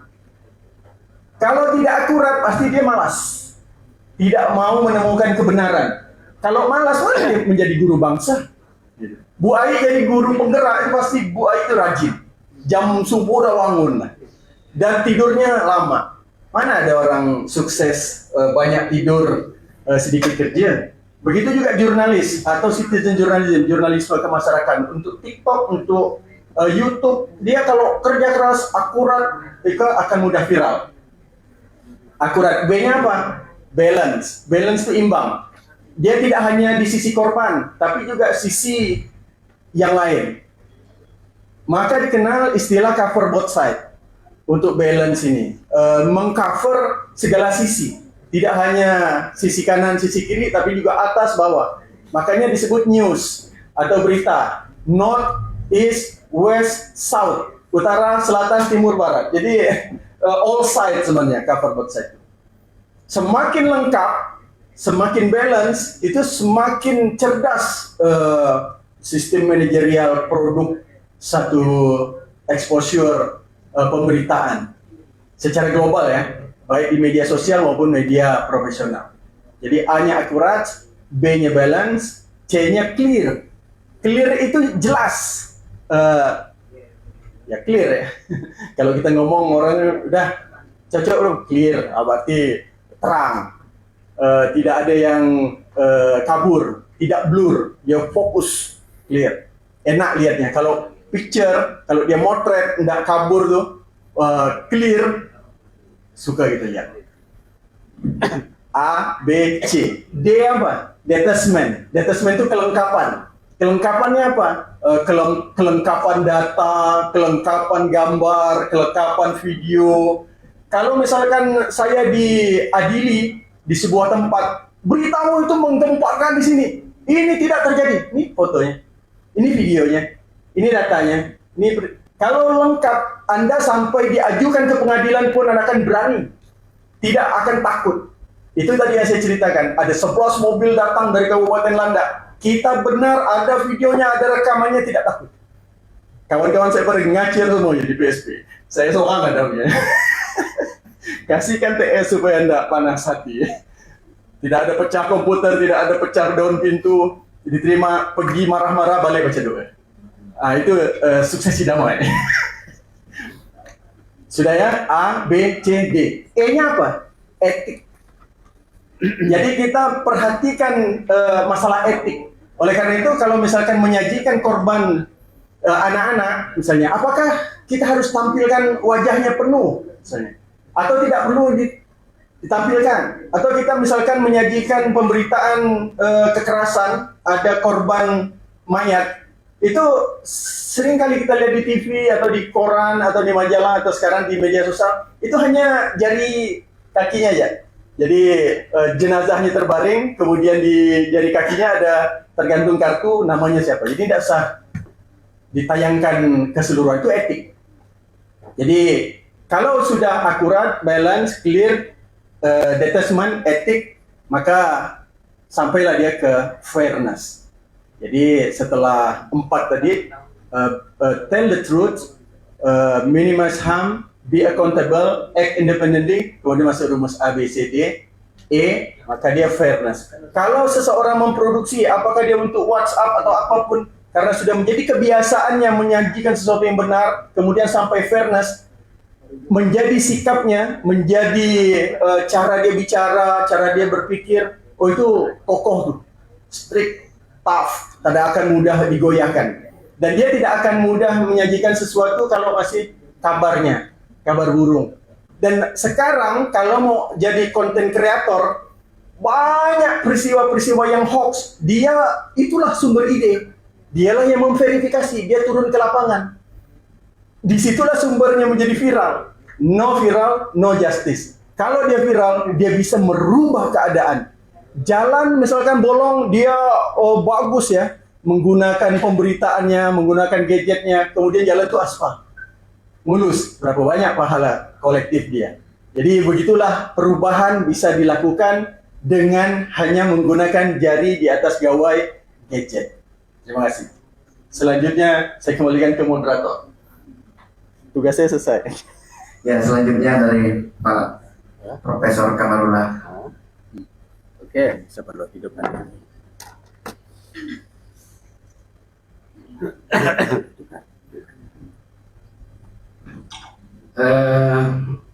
Saya barangkali memberikan semacam suatu respon untuk Dinata ya, Dinata.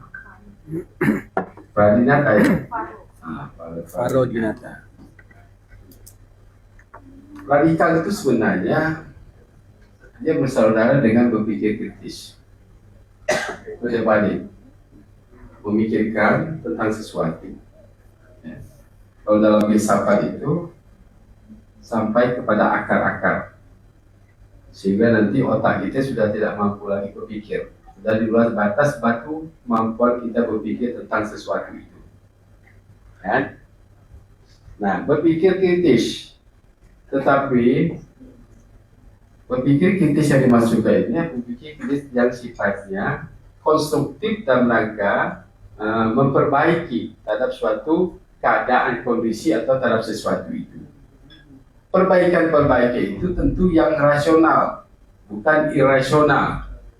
Rasional itu arti masuk akal bagi diri kita sendiri, juga masuk akal bagi orang lain, diterima oleh orang lain. Nah itu sebenarnya berpikir kritis itu sehingga apa menjadi pandangan-pandangan kita terhadap sesuatu tadi masuk akal, rasional. Dan itu tepat guna rangka untuk perbaikan situasi dan keadaan. Memperbaiki, bukan merusak situasi dan keadaan. Nah ini yang menjadi suatu persoalan ketika berpikir kritis tadi. Oleh karena itu klasifikasi berpikir kritis radikal itu ada positif, konstruktif, ada negatif, merusak. Yang merusak itu tak boleh sebenarnya. Merusak sesuatu yang sudah ada, yang bagus-bagus dirusak. Yang seharusnya yang rusak itu diperbaiki. Kalau contoh bangunan begitu. Nah, jangan yang sudah bagus-bagus dirusak. Berarti itu yang mengarah kepada pemaknaan tadi keras tadi. Merusak sesuatu yang sudah bagus-bagus. Nah, itu yang bagus-bagus ini tentu dalam tatanan kehidupan berbangsa bernegara, dan pandangan ideologi kita, ya tentang Pancasila dan lain sebagainya tadi yang menjadikan panduan dalam kehidupan bermasyarakat, berbangsa dan bernegara ini. Nah itu bukan tidak boleh radikal, bukan tidak boleh diradikal, karena radikal itu berpikir kritis, ya. Nah, berpikir kritis itu ada batasannya, ada karakter ukurannya. Ukurannya apa? Menyelesaikan dalam suatu persoalan, menyelesaikan persoalan itu dengan nilai-nilai kaidah-kaidah yang legal, kaidah-kaidah yang rasional, masuk akal dimasuk akal bagi diri kita, masuk akal juga bagi orang kebanyakan pada umumnya. Ya boleh itu ya, karena pendiri negara kita, saya kata juga berpikir kritis, kalau tidak berpikir kritis tidak ada kemerdekaan.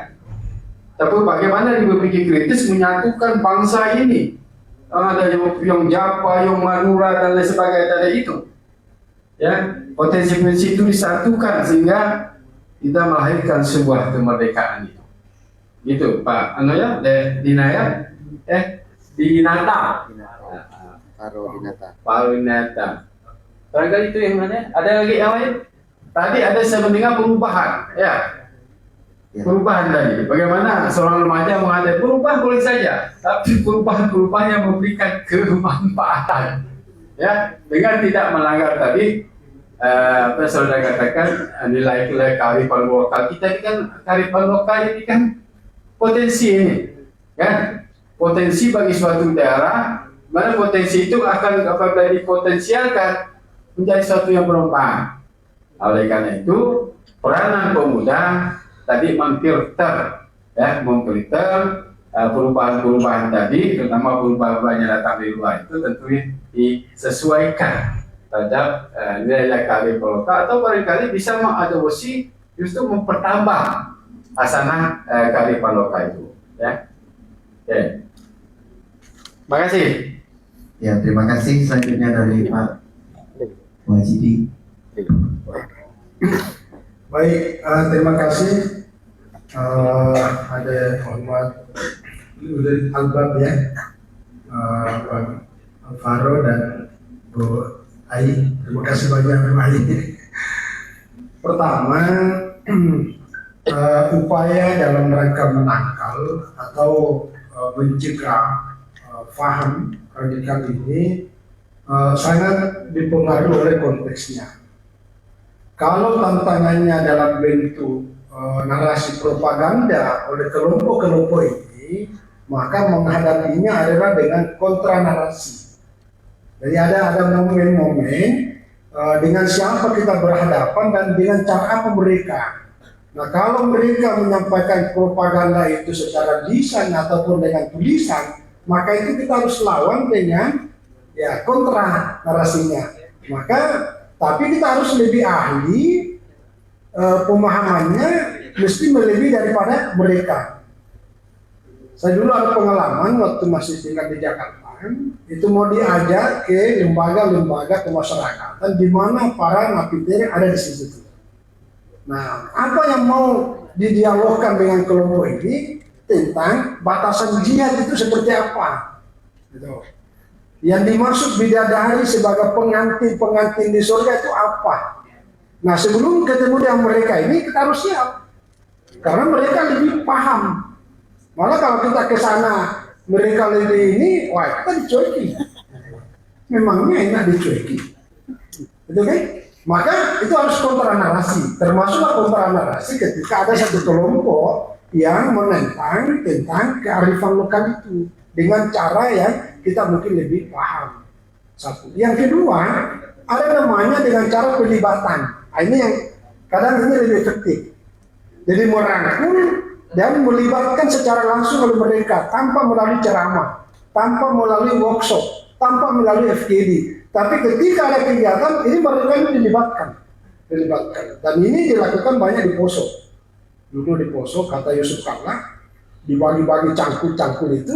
Nah, ketika mereka sibuk mencangkul itu tidak ada berpikir untuk kegiatan-kegiatan yang lain. Karena mereka sibuk dengan kegiatan-kegiatan itu. Jadi mereka selalu dilibatkan.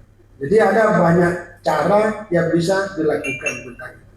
Nah, yang kedua, saya terima kasih dan itu sangat kita sepakat dengan Buaya bahwa memang generasi ini dengan dinamika kelebihan dan kekurangannya sesuai dengan pada masanya itu kadang mereka justru lebih cerdas sehingga untuk menceramai mereka kadang-kadang kurang ini. Tapi ketika kita sibuk bagaimana mereka asik dengan dunianya, tetapi selama yang mereka lakukan dalam hal-hal yang positif, terutama dalam bidang seni. Dulu waktu kami di FKUB sering beberapa kali sama Rano Karno, karena Rano Karno itu dulu wakil gubernur Banten. Nah, pimpinan FKUB di setiap provinsi itu adalah wakil gubernurnya. Apa cerita Rano Karno? Ternyata dalam giat seni itulah yang bisa memadukan dan meleburkan berbagai keragaman dengan satu tujuan yang sama. Maka melalui seni itu, dan ini terbukti melalui giat pemuda dan pendidikan termasuk baik, karena itu anak-anak dari latar belakang yang berbeda-beda itu duduk satu meja dan tidak ada persoalan dengan perbedaan itu, karena tujuannya satu, supaya filmnya bisa selesai. Jadi, nah oleh karena itu maka ada 3 hal yang mendasar kita persiapkan menjemput masa depan yang lebih bagus. Pertama, kita harus membentuk karakter diri. Jadi bagi pelajar dan pemuda, sehebat apapun harus ada karakter yang menjadi pembeda dengan yang lain. Karakter ini tentu dalam bahasa agama adalah akhlak, moral. Tetapi juga ada berkinerja. Jadi kinerja kita lakukan harus terukur. Tidak hanya segala kerja, tapi terukur sejauh mana manfaat yang bisa saya dapat untuk membentuk masa depan. Yang kedua adalah kompetensi. Sekarang ini kita hidup di era saat ini, menjemput ke depan kalau tidak punya keahlian, kita tergusur oleh situasi dan kondisi. Maka kompetensi itu salah satu tandanya adalah bersikap kritis dan kreatif. Nah ini itu diisi kegiatan itu yang kreatif dan kritis dan kreatif. Tidak cukup hanya menerima apa adanya. Nah baru yang ketiga, tidak boleh merasa cukup dengan apa yang kita miliki hari ini. tapi rasa penasaran terutama kemampuan literasi media sebagaimana tadi disampaikan Bang Haji Nur itu menjadi modal yang besar karena tidak ada ruang dan waktu yang kita bebas dari berinteraksi dengan media. Maka meliterasi diri sendiri untuk bisa kita bijak itu sangat penting. Saya kira itu 3 hal. Terakhir, Bang Faro ya, saya mohon maaf Pak Prof ya, saya nambah sedikit. Memang itu betul, ada itu kita sepakat bahwa radikal itu memang secara bahasa itu radix dari bahasa Latin. Jadi memang harus sampai ke akar-akarnya, tapi tujuannya tadi tuh bagus. Oleh karena itu, radikalisme itu paling tidak ada 4 tipologinya. Ada 4 paling tidak. Pertama, ada radikalisme ideal, ide, gagasan. Nah ini nggak bisa diadili, namanya ide. Dan itu yang tadi ceritakan itu. Terutama dalam dunia akademik, seorang dosen, seorang pemikir, seorang penulis, dia punya harus radikal dalam cara berpikir. Karena kalau enggak, itu tadi itu merasa cukup. Udahlah, yang penting kita terima gaji selesai. Wah itu nggak bisa. Jadi harus ada gagasan. Kayak ini siapa? RG. Rocky Gerung. Nah itu kayak asik tuh, asik. Walaupun orang lain melihat, ya Mirip. oh pantas lah. Kelihatan. Saya salut tadi itu, saya salut. Jadi itu kira-kira gitu ya. Itu nggak bisa diadili itu, nggak bisa. Karena memang itu radikal. Jadi tipologinya adalah radikalisme gagasan. Yang kedua ada namanya radikalisme premanisme. Nah ini nggak boleh. Premanisme ini ada sikap radikalismenya itu karena mengambil alih aparat, tugas aparat. Karena kenapa? Kelamaan ini aparat, ambil alih. Itu namanya radikal premanisme. Yang ketiga namanya radikalisme separatis. Nah ini kelompok yang ada di Papua tuh ingin misalnya RMS ingin menciptakan sebuah kelompok dengan memisahkan dari negara kesatuan. Itu radikal itu karena ini merasa mungkin dengan cara itu dia merasa sudah aman dari tekanan berbagai macam. Itu ada namanya radikalisme komunal. Itu terjadi di Poso. Dia hanya kelompok kecil tapi dia tidak ada maksud itu memisahkan diri dari negara. Nah yang terakhir ini yang kita ceritain. Radikalisme yang ditopang oleh sebuah ideologi dalam rangka ya mengganti ideologi negara. Nah, itulah dalam konteks itulah itu harus dicegah itu. Nggak boleh dibiarin seperti gagasan radikalisme gagasan.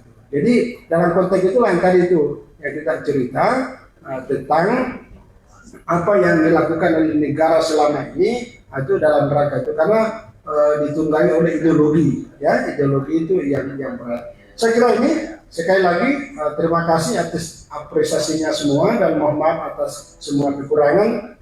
Kehadiran kita bersama hari ini bagian dari semangat optimisme kita menyambut masa depan yang lebih baik. Saya kira itu terima kasih sekali lagi. Wallahu a'lam wallahu muwaffiq ila aqwamit thoriq. Wassalamualaikum warahmatullahi wabarakatuh. Salam sejahtera, salam damai dan salam selamat sore untuk semua. Ya, terima kasih saya untuk narasumber kita. Tadi sudah 3 penanya, atau masih ada yang mau bertanya? Aman semua ya. Kendali. Saya kira sudah cukup jelas semua disampaikan untuk kita, yang ditanyakan juga sudah dijawab dengan jelas oleh ketiga narasumber kita. Beri tepuk tangan untuk ketiga narasumber kita. Silakan kembali ke tempat duduknya Pak. Kita akan segera mengakhiri kegiatan kita hari ini. Nanti Pak Ketua FKPT, Bapak Profesor Dr. Wajidi akan menutup kegiatan kita hari ini. Mohon disiapkan untuk mohon disiapkan mimbarnya untuk kita akan segera menutup kegiatan ini.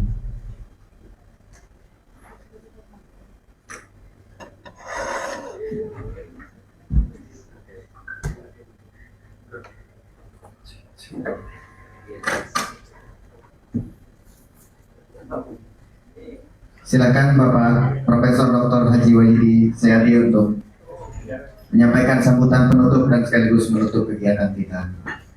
Baik, terima kasih. Assalamualaikum warahmatullahi wabarakatuh. Selamat sore, salam damai dan sejahtera untuk kita semua. Yang kami hormati Bapak-bapak para narasumber yang baru saja kita telah disajikan berbagai hal informasi yang sangat positif dalam rangka tujuan dari pelaksanaan acara kita pada sore hari ini. Bapak dan Ibu serta adik-adik sekalian, para pelajar dan pemuda peserta pada kegiatan sore hari ini.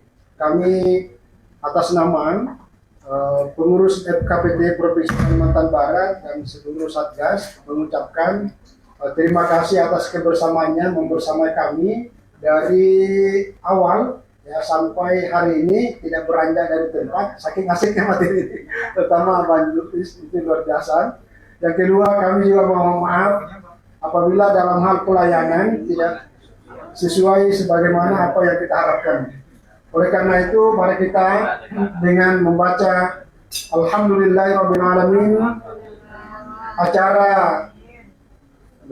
penguatan organisasi pemuda pelajar dalam pencegahan radikalisme dilaksanakan oleh FKPT Provinsi Kalimantan Barat. Kita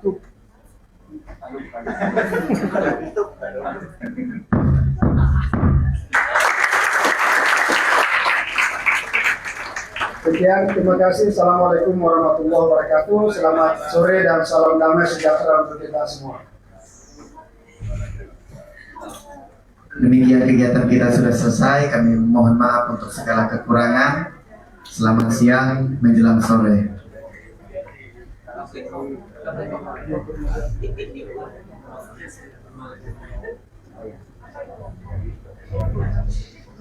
Silakan undangan bisa ditukar kepada pengurus yang ada di luar untuk mendapatkan transportasi.